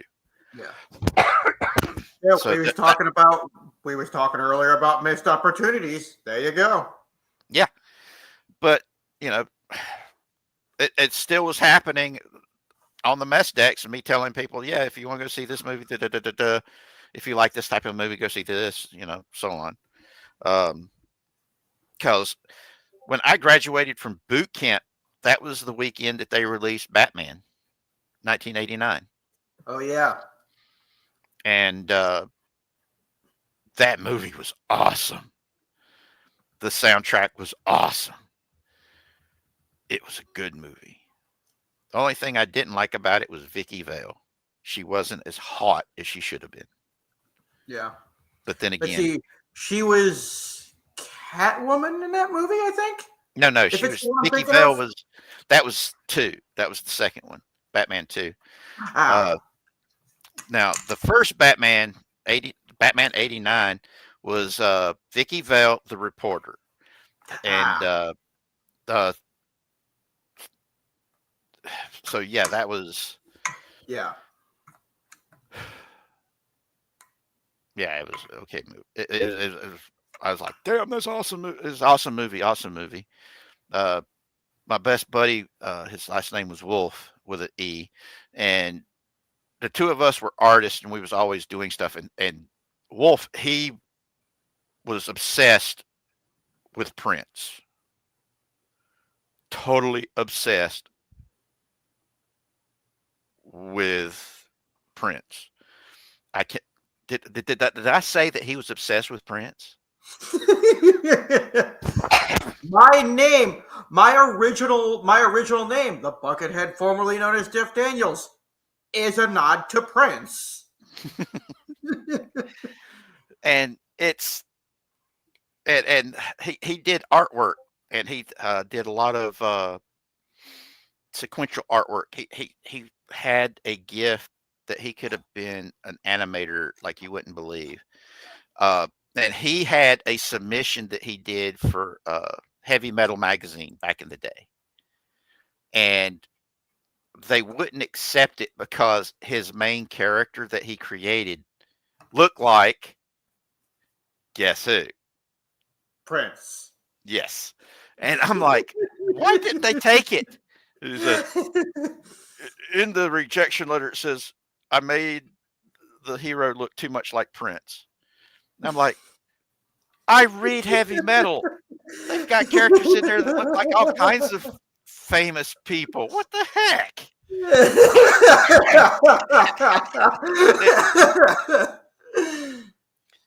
And I mean, it's it's just so insanely wild, Yeah. But I miss Wolf. He was fun. He was one of my. He reminded me in some ways of Lando Calrissian. He had that look, and Yeah. but he had a. He did do hustling. Nowhere near as much as I did, but he still hustled. Yeah. And heck, he was in my network of contacts of, okay, I need these supplies for this division, I need this supply for this one, and I need supplies for this one. And he's like, okay, let me see the book. And we'd break out my log books saying, okay, who can who can order what we need but can't use it. And doing the whole horse trading thing, Yeah.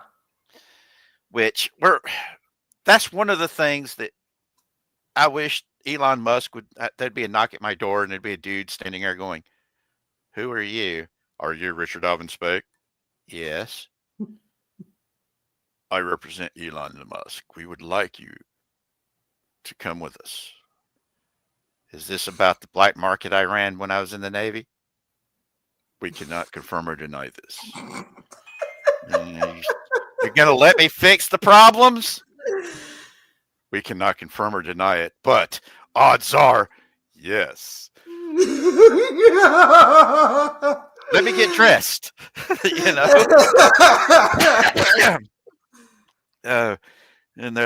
I'm like, I need to I got to get, first I got to take a shower. Then I got to get dressed. Because I am not going to go meet some multi-bajillionaire wearing a t-shirt and my underwear and slippers. What type of slippers do you have? No, they're not bunny slippers. They're just these little gray ones that I found.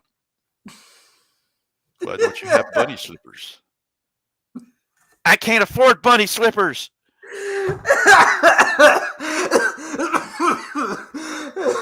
My boss will fix that for you. We'll get you some bunny slippers. That would be awesome. You're killing me over here, man. Hey, I'm a little punch drunk because I'm having fun. But I have to use sarcasm because if I don't use the sarcasm, everything's going to just totally depress me, and I'm going to be looking at the black pill going, maybe I should take the black pill. Yeah, but paraphrase one of my favorite movies from my childhood, Mouse Hunt. A world without sarcasm is chaos. Yes. But like I said, there's let's get back to Snow White. I thought when they said that they were going to do a remake of Snow White and release it, on the 100th anniversary of the foundation of Disney, that they were going to do something really cool. Hey, son, because I did. I thought they were going to, go back to basics and retell that story that launched Disney into what it is today. And they didn't. I mean, with the amount of money they spent on it, they could have done some awesome stuff. Yeah. They spent almost $300 million on it. In order to break even, they would have had to have made roughly $500 to $600 million. Yeah. And instead, they made what, $86 million? I think is the going number. It was less than the previous massive flop that they had. Yeah. And I think opening weekend, the weekend alone, I think was like 40-something million. Yeah. And if you don't, the way it usually runs, if you can't make back the money on opening weekend, you're not going to make it back. Yeah. Now, if you get close to it of breaking even, you can, because they've actually had a few movies that came close. Yeah. And I was like, okay, you can do this. Because like I said, there's been several movies that I really liked that did not make it big, that later became cult classics. Yep. And I mean, it's wild. There was one, was it Solar Babies or Star Babies, that had this like it was a sci-fi fantasy thing where they're running around on roller skates, that came out in the 80s. Yeah. Okay, I thought it was fun, and it's a minor cult classic that they show at conventions in the middle of the night, and there's people Yeah. watching it. It's not Rocky Picture Show or Priscilla Queen of the Desert level of cult classic, where you got people in there, quoting the movie line for line. But you do have Yeah. some people in there sitting there going, "I remember this as a kid," and we'll sit there and watch it and say, "Hey, this is better than than I remembered." I have to stop for a second. David Forrester in the chat. I thought Lando was going to do Snow White. I would much rather see Lando and Snow White than Rachel Zegler. I think that would have gone over much better with audiences. Well, which Lando though? Which Lando? Billy D, or what's his name? That did it for uh the Solo a Star Wars story. I'm not even gonna talk about Solo. We're talking Billy D. Well, I actually I thought Solo a Star Wars story was okay, even though there were some really big plot holes in it that I didn't like how I mean that they completely got uh Han Solo was supposed to be the House of Solo Yeah. that at one time had ruled the Corellian system, and they loved it. So yeah, but when it comes to Lando, he should have had a Colt 45 with him. I haven't seen the movie, but I can see Lando with a Colt 45. But not Solo, a Star Wars story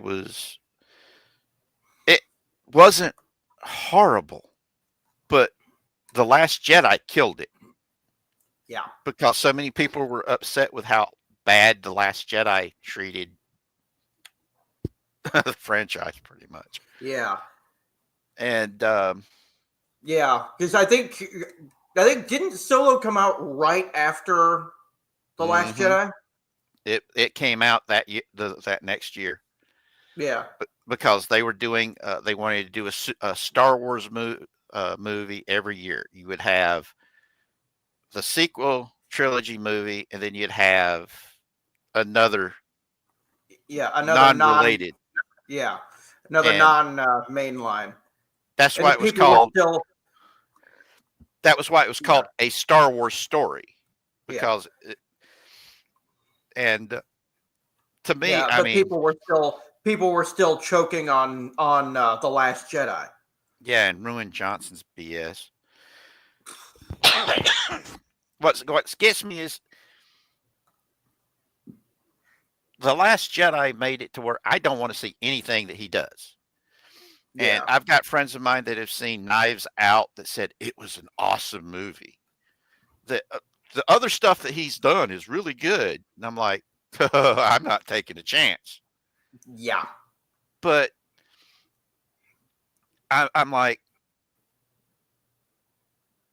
the fallout from that is one of the reasons why we've not had any Star Wars stuff on the big screen, was how badly the sequel trilogy went over, and that's messed up.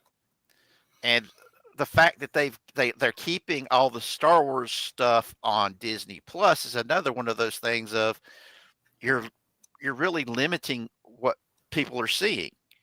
Yeah. Though, have to admit, The Mandalorian brought so many people back to Star Wars and brought people to Disney Plus.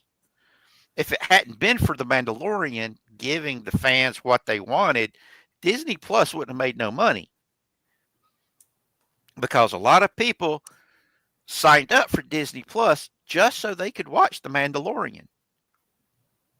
And I still remember with the that season finale when they brought Luke Skywalker back. Okay, you know what happened with Star Wars Theory, right?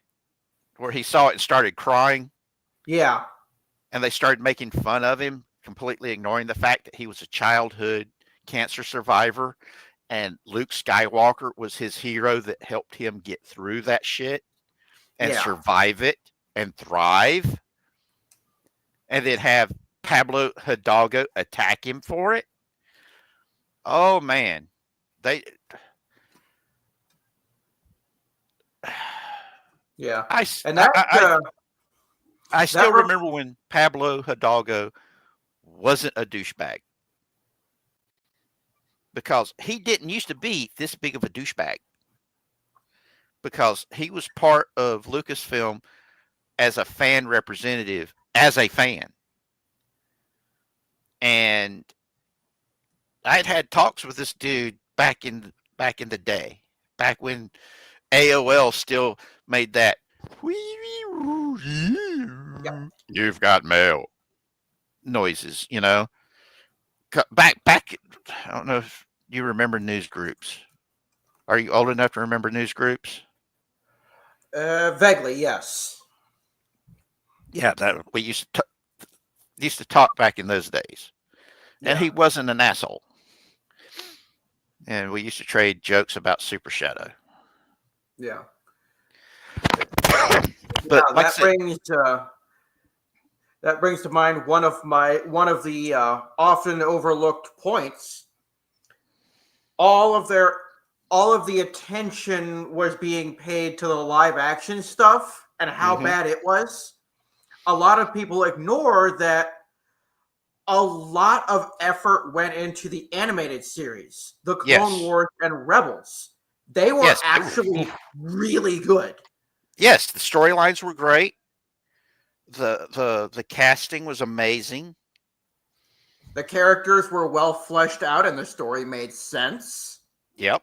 And that's one of the reasons why when I heard about the Ahsoka TV show, I was excited.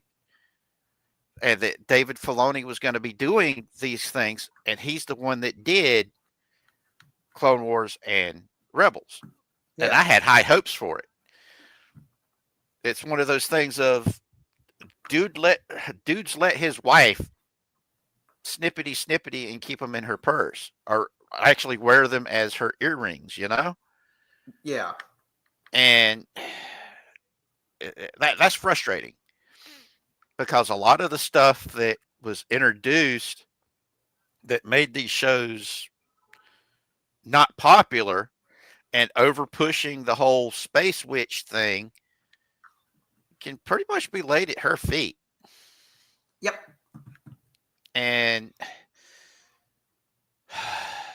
the space best was from Book of Boba Fett. I watched half of Book of Boba Fett. I couldn't finish it. Yeah. Because I cried. I cried a lot on that, watching that. They took the most badass character outside of Darth Vader and nerfed him.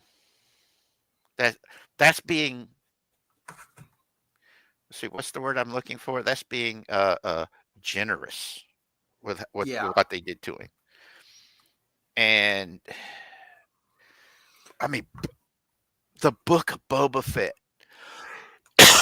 should have took the Mandalorian and turned it up to 11 of badassery. I'm talking Boba shows up, people die. Yep. Just and the amount of words said, I mean, even the actor who plays Boba Fett said he's talking too much. Yeah. I have a book. I have a book up here, Tales of the Bounty Hunters from Legends. Mm-hmm. One of my all-time stories about my favorite character in all of Star Wars, IG-88, and my favorite encounter between Leia and Boba Fett, where Mm-hmm. Boba Fett was revealed to be a man of outstanding character. You know, Because in that story, IG-88 uploading himself into the Death Star right before the Death Star blows up. yeah, Perfection. I still hold that as my personal headcanon to this day. Whenever I watch Return of the Jedi, that's IG-88 right there. I'm it's hilarious that when Kathleen Kennedy was sitting there talking about why Star Wars under her has floundered, was she's sitting there going, well, we just didn't have the books and comic books and games and stuff to fall back on Because you for ideas. decanonized them all. Exactly. I mean, and I'm like, I mean, I can understand wanting a clean slate to work with, but decanonizing it all and lumping it all in with legends was a bit much. At the yes. very least, what they could have done was said, hey, this is no longer going to be official canon, but rather than lump it in with legends, we're going to give it a new name and we're going to send it off in this direction.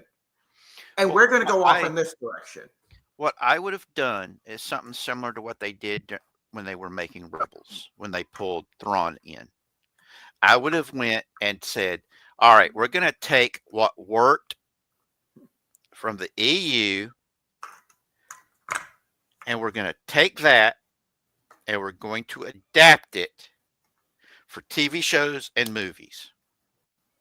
I would have loved to have seen the Thrawn trilogy adapted as a movie series.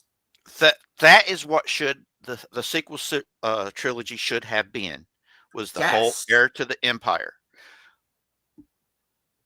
That right there is what it should have been.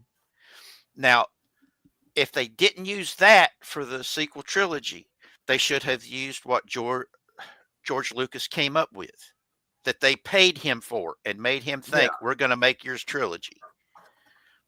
That Because they ended up remember, burying. yes, and they TSR'd it. If you know anything about Dungeons and Dragons, I do not. okay, Dungeons and Dragons was created by Gary Gygax, and the company was TSR. TSR, before it completely went out of business, had a policy that if they saw a good role playing game startup, okay, they would buy it and then shelve it instead of letting it exist out in the wild. Ah. And they did this to every now and again they might decide, hey, we've got this system here. Let's do something with it. And then re-release it under their banner and as they would do it. Now, if you've never read the Forgotten Realms books and if you really like Dungeons and Dragons settings, Dragonlance and the Forgotten Realms are some of the best novels out there. Dragonlance is still my preferred setting for Dungeons and Dragons. It's my all-time favorite. Now,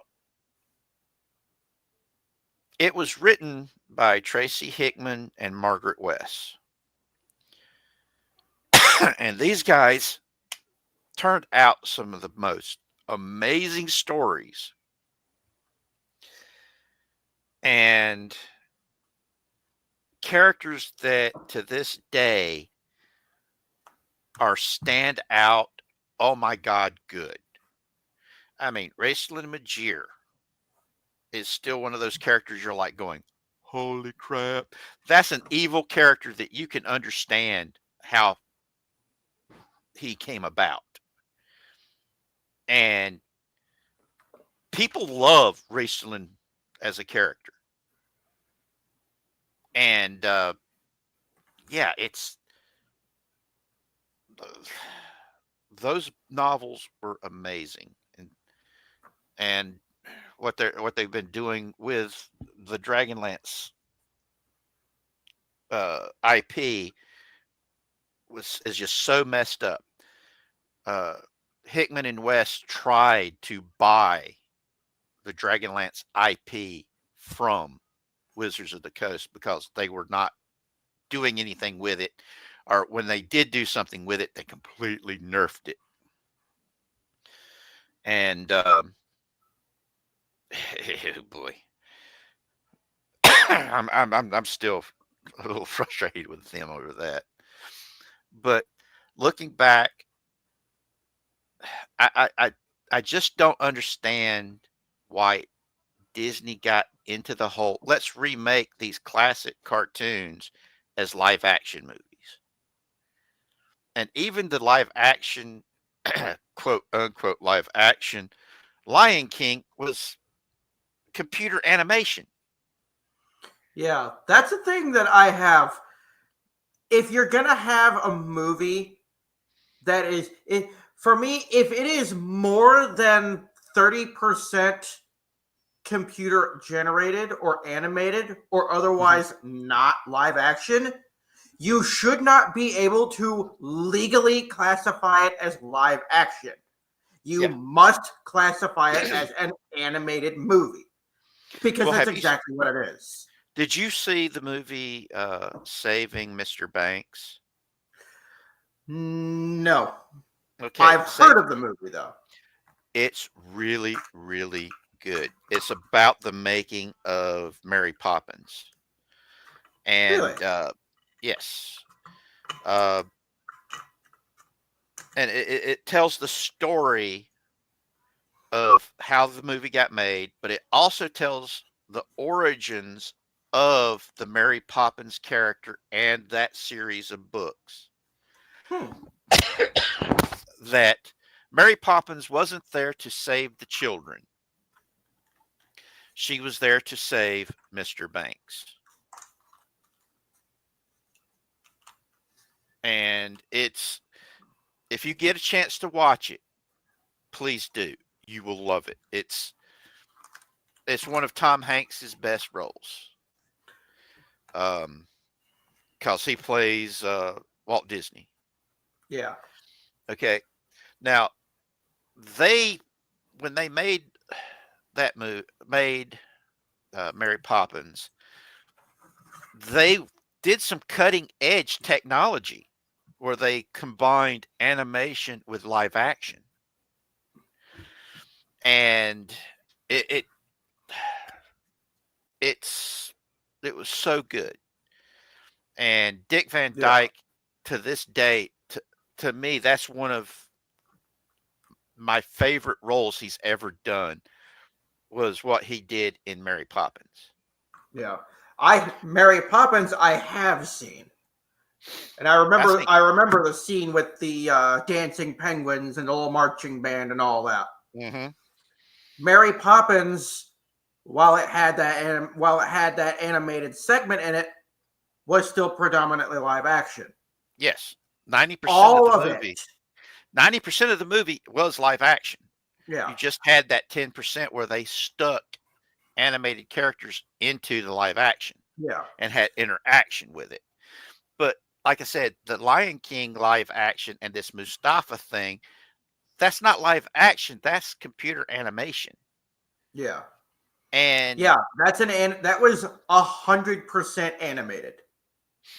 Like so I don't think there was anything live action about that movie.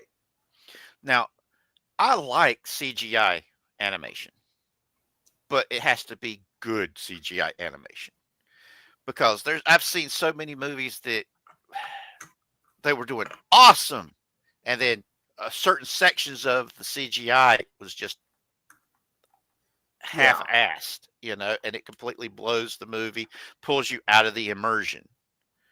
Yeah. And that that's one of the things that I've talked about with people in the past is if something breaks your immersion, even if it doesn't other people, it's not broken other people's immersion, it doesn't take away from the fact for those people that it did break their immersion and pull them out of the story, you need to listen to them. Because if it's one person that does it too, depending on your sample size, there might be a whole lot more people Yep. that have had that same problem. And that can be special effects can pull you out, uh, dialogue in the movie or in the book that can pull you out of the immersion. it, it's one of the reasons why editorial and having decent editing is so important. This is a problem that you're seeing in comic books. They're not hiring people to actually edit anything. It's almost like the editors that they're hiring are there to be fluffers for the writers. Just to get Yeah. something turned in and not hold them accountable to what they're writing and say, "Hey, wait, this doesn't work. You need to rewrite this line here because you misspelled all these words." Type deal. And Yeah. But I it's like one of my favorite cartoons growing up was a Transformers series called Beast Wars. It was a really big mhm. thing back in the 90s. Yeah, I remember that. Back then, the CGI they used was cutting edge. It was amazing for the time. Yes. Looking back at it now, it still looks good, just didn't age well. And there are Yeah. a couple of little blink and you miss it moments where if you do happen to catch it in the animations, especially when they're transforming, could break the immersion. Yeah. Well, there's CGI now that, like I said, they're not doing the full job, Yeah. and they're leaving. And most of those times is because of time constraints. They can't take their time to get it right. And that to me is the fact that it got that to me is because of the writing, their writing and editorial issues. It's like with how they had to keep refilming stuff right up until the release date on some of these Yeah. movies. And Captain America. yes, Captain America, Brave New World had that problem. I mean, Anthony Mackie is on the record complaining about it. Yep. He threw a shit fit. Why are we sitting here filming? Because we don't even have a script. We need a script. And to me, that's showing not just a massive mismanagement of the issues. I mean, this is a fundamental problem. The whole scrapbooking that a lot of these movies that Disney has been putting out uses doesn't work. That's why a lot of these movies have that feeling of being disjointed. It's like, Yeah. wait a minute, where did this come from? Or where did this go? Yeah. For me, scrapbooking should not be used for long form content like feature length movies. It should Mm-hmm. be reserved for things like TV shows, cartoons, things like that, where you can take these segments that you've cut out. Hey, I like this. Let's use it in this episode where it makes more sense. Well, I look at it like shorts, like YouTube shorts, Yeah. because that one of the few things that Kurtzman Trek got right was the short. Some of those shorts were pretty funny.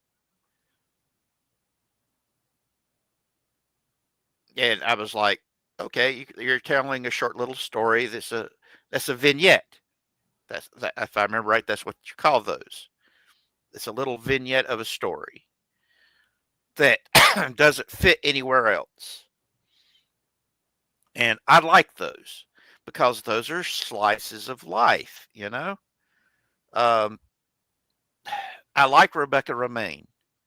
She is one of my favorite actresses for a very long time. I like her as number one. Anson Mount is one of my favorite actors. I like him as Pike. I just wish that they had better scripts, if you know what I mean. Yeah. Some of the other casting choices, not so much. One of them, I think you will agree with me on. It's a certain pointed eared character. The actor that they picked for him just does not seem to have the gravitas that's really worthy of the role. Ditto with a JTK initials, if you know what I mean. Yeah. Um, Also, the fact that JTK, the biggest reason why it was so important about him and getting command of the Enterprise was the fact that he was the youngest person to ever command a Constitution class vessel, and that was the Enterprise. Yeah. I mean, Yeah. I've seen them do the same thing. I've seen them do the same thing with video games. yeah. Uh, I'm a big PlayStation guy, and one of my all-time favorite video games is a game called Ape Escape. Hmm. The main character, the main character is a 14-year-old kid named Spike. They did a PSP remake of it where they completely redid and recast all the voice actors. Yeah.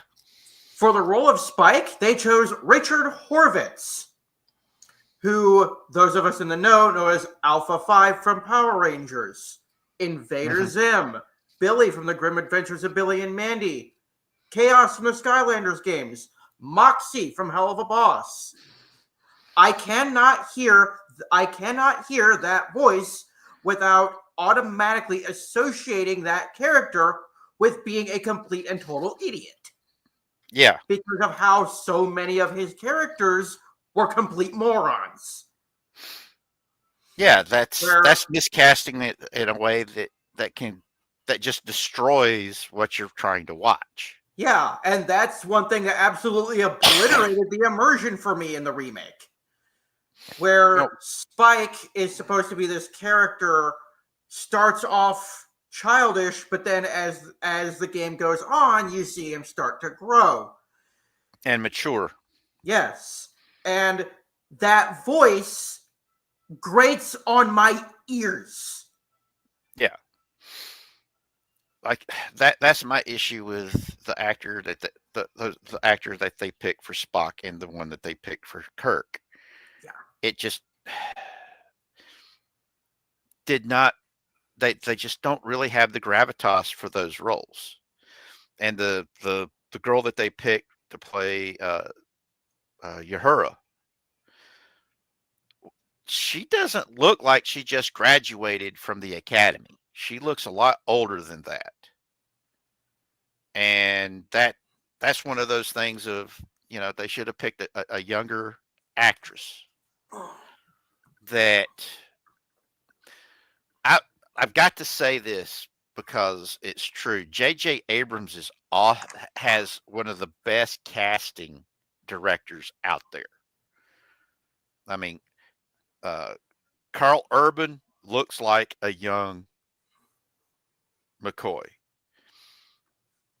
Of all the people that he cast, the one that they cast for Chekhov and the one that they cast for Scotty did not have the look of the character that they were going for. I still think they should have, for Scotty, picked the guy from Stargate Atlantis. Yeah. The Because guy who, he looked like a young Jimmy Doohan. But the kid that they picked for Chekhov, well, finding somebody who looked like a young Chekhov is kind of hard. But they picked a really great actor for him. And while I like Simon Pegg, I just did not like him as Scotty. But that's just me. yeah, But Chris Pine, I mean, I think he did a pretty good Kirk. yeah, But I mean, I did not like how they made the Enterprise look on the outside. On the inside, it looked pretty cool. You know, it had that modernization to it, which didn't really bother me that much. Even though, well, why has it not got the little flippy switches? Because we got better special effects technology now. yeah, I had no problem with that. But the way the Enterprise looked on the outside, it looked funky. You know, with the way they made yeah, the sails and everything. It yeah. just We looked call funky. that we call that the uncanny valley. Yeah. And, you know, other than that, the first one was okay. Though they didn't have to. It would have been better if they didn't do it with uh, Spock going back in time and creating a whole new timeline. You know, that they didn't need to do all that. They really didn't. All they had to do was they could have had Kirk arriving on the Enterprise taking command, you know, showing up, looking around his ship, going, all right, this is cool. How does it feel to be the youngest captain of a Constitution class ship? Captain, da, da, da. You know, they could have done that instead. But they wanted that big bang boom kakoosh, you know, thing that they ended up Yeah, doing. Oh, we want to show the Kobayashi Maru, da, da, da, da, while in the academy. And I'm like, ugh. yeah, But yeah. like That I said, reminds me of how in episode one, in Star Wars episode one, you had so many people complaining when they introduced the midichlorians. yeah, Because that didn't the mid, bother me that bad yeah. But for because me, I had read all of the novels. If you'll remember in let's see, what was it? The Jedi Academy trilogy that they did, yeah, where Luke's running around testing people to see if they have the potential to be Jedi. And the Metachlorians, because of that series, made sense to me. And it's just the fact that it made it. The Metachlorians, in a way, made it to where I could understand how the Empire was able to keep the Jedi from showing back up again during the period of yeah, of it by screening for the Metachlorians. And but like I said, that's just me. I can understand it, and though I also understand the other side of the story because before the Metachlorians came into being, anybody could have ended up becoming a Jedi if that part of their brain got activated. yeah, And so yeah, I get why people got upset with it, but I also was able to get past it yeah, because it made some aspects of the overall storyline make sense to me. yeah. For me, I personally didn't really want to know how exactly the Force worked. I Yeah, enjoyed the exactly. mystique of it being a mystery. Yeah, that's true. That's true. That actually it, it it made the suspension of disbelief so much easier if you didn't know how the Yeah, force worked. Um, yeah, because then I saw it as basically that universe's equivalent to God. Pretty much, the force, is this the flow of goodness, but Yeah, it's also badness. The force is the force. The light yeah, side and the dark side is still the force. yeah. Then Um, there's I think it was the New Jedi Order mhm. series that where Luke had he had his Jedi Order, and he basically said the Force itself, and this was established in the Joiner trilogy. The Force itself does not have a light or dark side, but the light or dark side is in us. And as Luke Yeah, said in the Joiner King, we ourselves have to choose which side we will serve. yeah, and that's one of the things that they introduced. Shoot, in the ancient times of the Jedi, it's Jeedi, the Bindu, and so on. Uh, that you had to maintain a balance. You couldn't be too much light or too much dark. If you got that way, you brought the force out of balance, and Yeah, you had to bring it back into balance. And they had this one planet that where they originated from that had two moons. One moon was light and was a light side nexus, and the other was a dark side nexus. And if you got two immersed into the darkness, they sent you to the light side moon. If you got too yeah, immersed into the light side, they sent you to the dark side moon to help pull you back to the center. yeah, And in a way, that makes sense in its own way. Like with Kosh, there's three sides to every story: your side, their side, and the truth.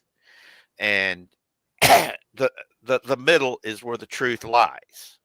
yep, And to me, that kind of sums up the force.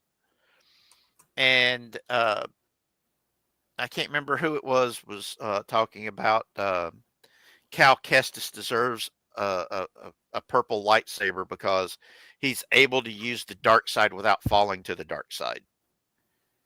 And I'm like, okay. And he was yeah, trying to explain that because of Mace Windu and Vapid. The whole the, uh, yeah, the lightsaber style of Vapid, where you're able to focus all the dark side emotions and energies while you're fighting with a lightsaber. That way, any dark side powers that get thrown at you gets knocked back into whoever threw it at you. yeah, Which is one of the reasons why when uh, Palpatine in Episode 3 threw all that energy at Mace Windu, it just bounced back and hit Palpatine.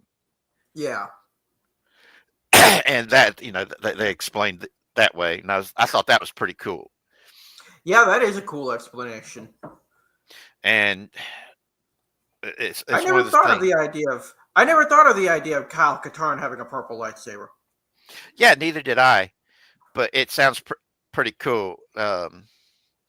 Though, whenever like I said, I just uh, been playing the Jedi Survivor ever since I got my new laptop to where I could actually play it. Yeah, Uh, just like with Fallen Order, one of the first when I first was able to finally customize the lightsaber, first thing I did was turn the blade yellow because yeah. that's my preferred color of blade. Is Same here. blue was for the Guardian, green is for the Counselor, and the Sentinel was the yellow, which was balance between Yeah, combat and sage, Yeah. and it was also, more protective, you know, looking for looking to fix stuff. That was the whole thing, and I liked it. Yeah. But yeah, if you ever into the role playing game books, uh, the final flight or Fantasy Flight Games version is the latest version of the Star Wars role playing game. Uh, broke broke down the Jedi Order and the different types of Jedi, uh, and explained how they operated. It's Yeah. I still have not been able to figure out how to play the game using the system that FFG came up with. But damn if the books aren't beautiful and well illustrated, well written, and have a whole bunch of fluff and lore in them that just makes you want to just sit down and read the book just to read the book. And we did another tangent, didn't we? Oh, we went off on all sorts of tangents on this one. Oh yeah. We started But this way, then we went this way, that way. We branched off 3 different directions. yeah. We went off. We didn't just go off on a tangent. We went off on a whole friggin' tree. Hey, we did a safari, man. We went on a safari, had fun. Hopefully the people watching this are going to have some fun too, and sit there and go, are these guys drinking anything? Yeah, I've been drinking Dr. Pepper. And they're like, oh man, I got water here. It'd be like, I thought y'all were drinking booze, man. It was everywhere. Yeah, you'd think we were our conversation. We stumbling around like a couple of drunks. Yeah, we're just having a conversation. That's why I said it, referred to it as a fireside chat, because we're just talking about these subjects, and sometimes it leads us off into the woods somewhere else. Yep. Because that's life. We've got to remember these things, and whenever you start talking about things you like and love, yeah, tangents is going to happen. Yep. I mean, I look at the pop culture. There's a sideshow commercial that plays on YouTube all the time. How it talks about how our pop culture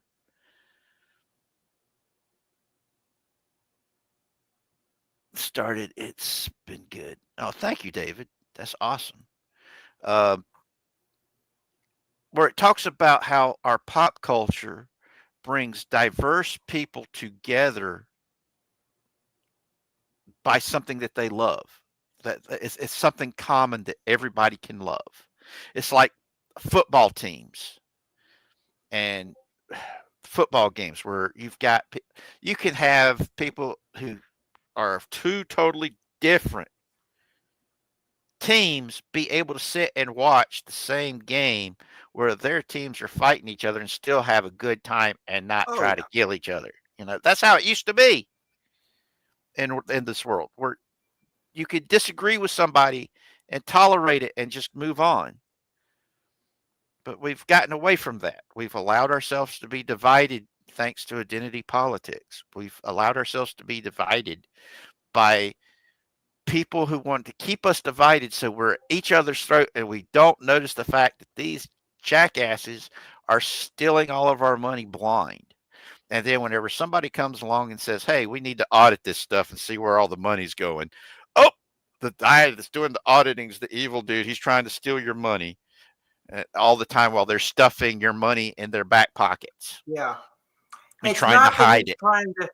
It's not that he's trying to steal our money. It's that he's trying to steal your money, and you don't like that. Yeah.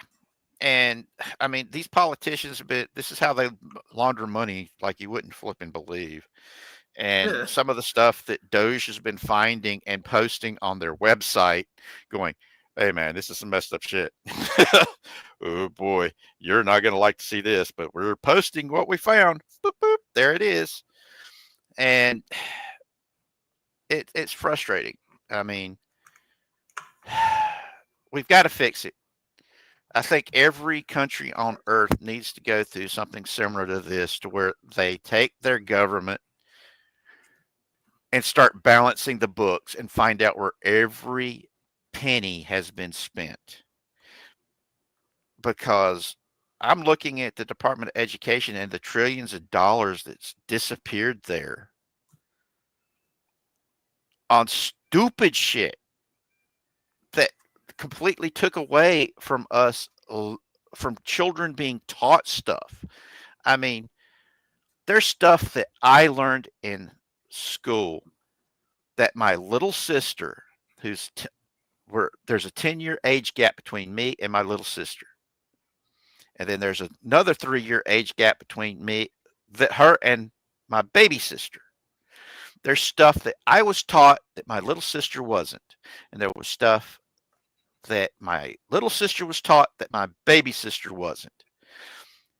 My nephew's sitting across the room from me right now.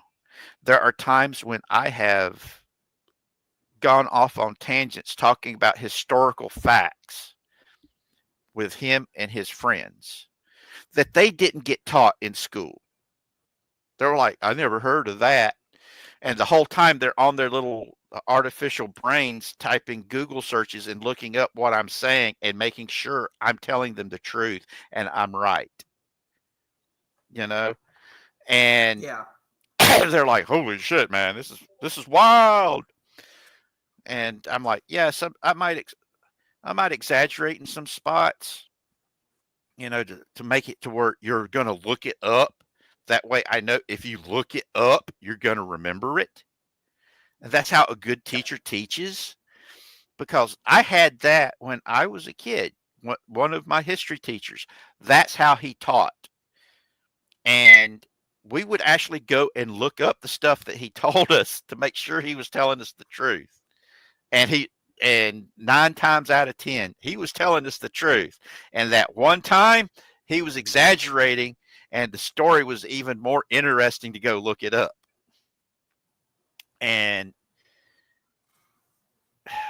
we went from the number one slot to the bottom, and we spent so many trillions of dollars. That is a fucked up investment. And I still believe that the Department of Education needs some massive reforms to where it promotes education, i.e., if you need science equipment and computers and books and things of this nature, that's the people you contact. Hey man, our school district doesn't have that much money. Can you help us? That's what the Department of Education on the federal level should be for. To me, it's that simple. Because those who have should help. You know, I've been without. I know what that's like. I know what it's like to work my ass off to get past not having. Even though I don't have much, I share it with others. You can ask Tony about how I share there and how I've offered to help other people get back up on their feet and rebuild their lives. Yeah, Tony's told me that you have a massive heart. Well, I got that from my father, my mother, and my grandfather and my grandmother.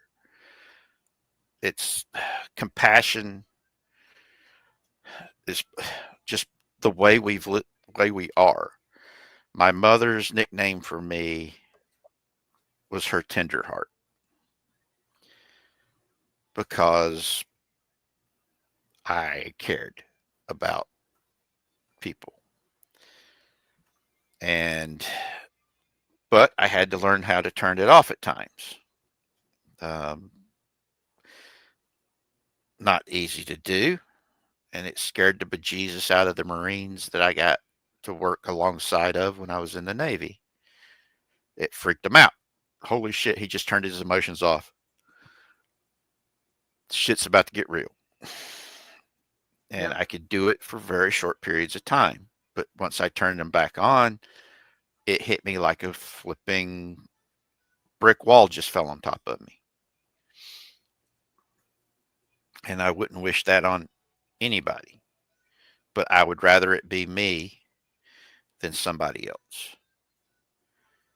But that falls back to my statement of I hate none of y'all. There's only one being in all of God's creation that I hate, and it ain't none of you. I love y'all more than I love me. It's that simple. But that comes from, yes, abandonment issues, being thrown away so many times. If everybody throws you away, after a while, you come to realize you're worthless. So you don't want anyone else to be feeling worthless. So you go out of your way to help others, to make sure they don't feel worthless, that they don't feel forgotten, don't feel abandoned. So that's how I became the broken failure that I am. I just try to make sure none of y'all end up like me. You can ask my nephew what my number one rule is. Don't end up a broken failure like me. And that is my biggest rule for all of you. Don't end up like me. Be better than me. I want y'all to be the best you can be. I want you to know love, nothing but love. I don't want anybody to know the pain of loneliness, the pain of abandonment, of being thrown away, being less than, unwanted. Y'all don't deserve that. Y'all deserve better. So,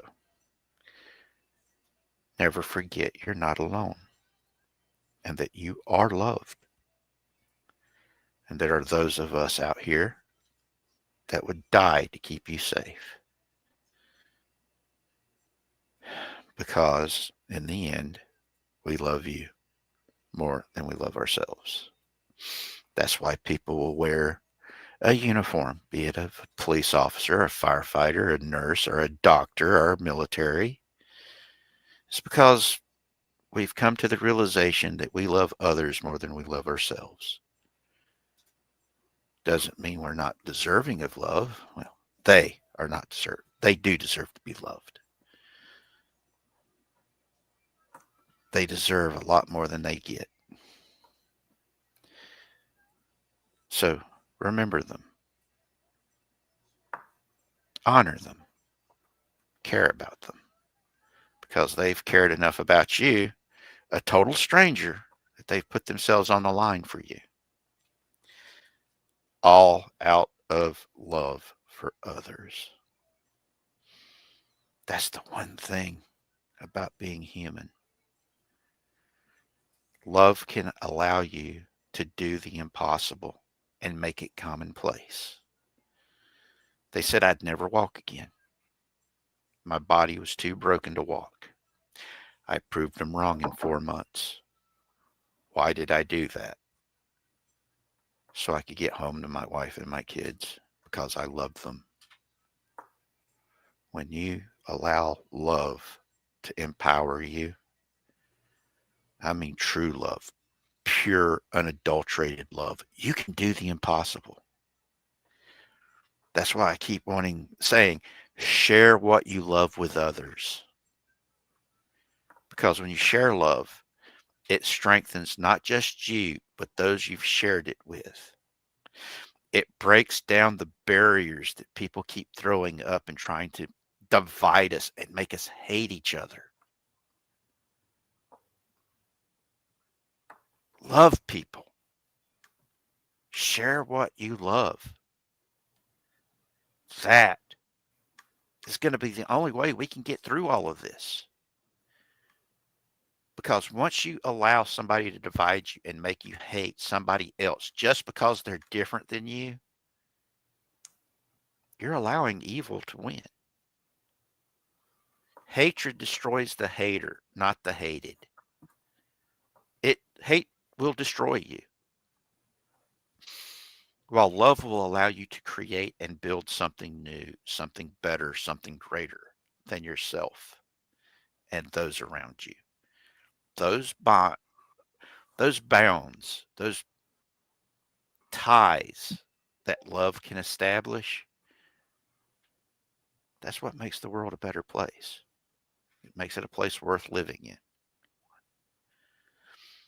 So, before we head out, anything else you'd like to say, brother? No, I think you pretty much hit the nail on the head. Now, thank you. Those are very, very strong words coming from a wise man with great experience. Well, I don't know if I'm wise. I know I'm experienced, but I don't know I'm wise. But they do say wisdom comes from understanding fear. And yes, David Foster, we need to stay out of the dark places. Depression is a horrible, horrible thing. And I've been living there for a very long time. Since 2009, to be exact. Yeah. But my whole life has been one dark time after another. well, you've got somebody here that's willing to help you out of there. And keep reminding you of rule number 1 of what not to end up like. Well, let's call it a night. We've been going for 3.5 hours. When originally we were only going to do this for 2 hours. Well, it was great talking. It was well worth the extra hour and a half, my friend. Well, if you want to do this next week, let's do it. I'm here. All right. Thank you very much, Richard. Thank you, brother. And everybody that's listening, I love you all. Be better to each other. And never forget, you're not alone. And you are loved.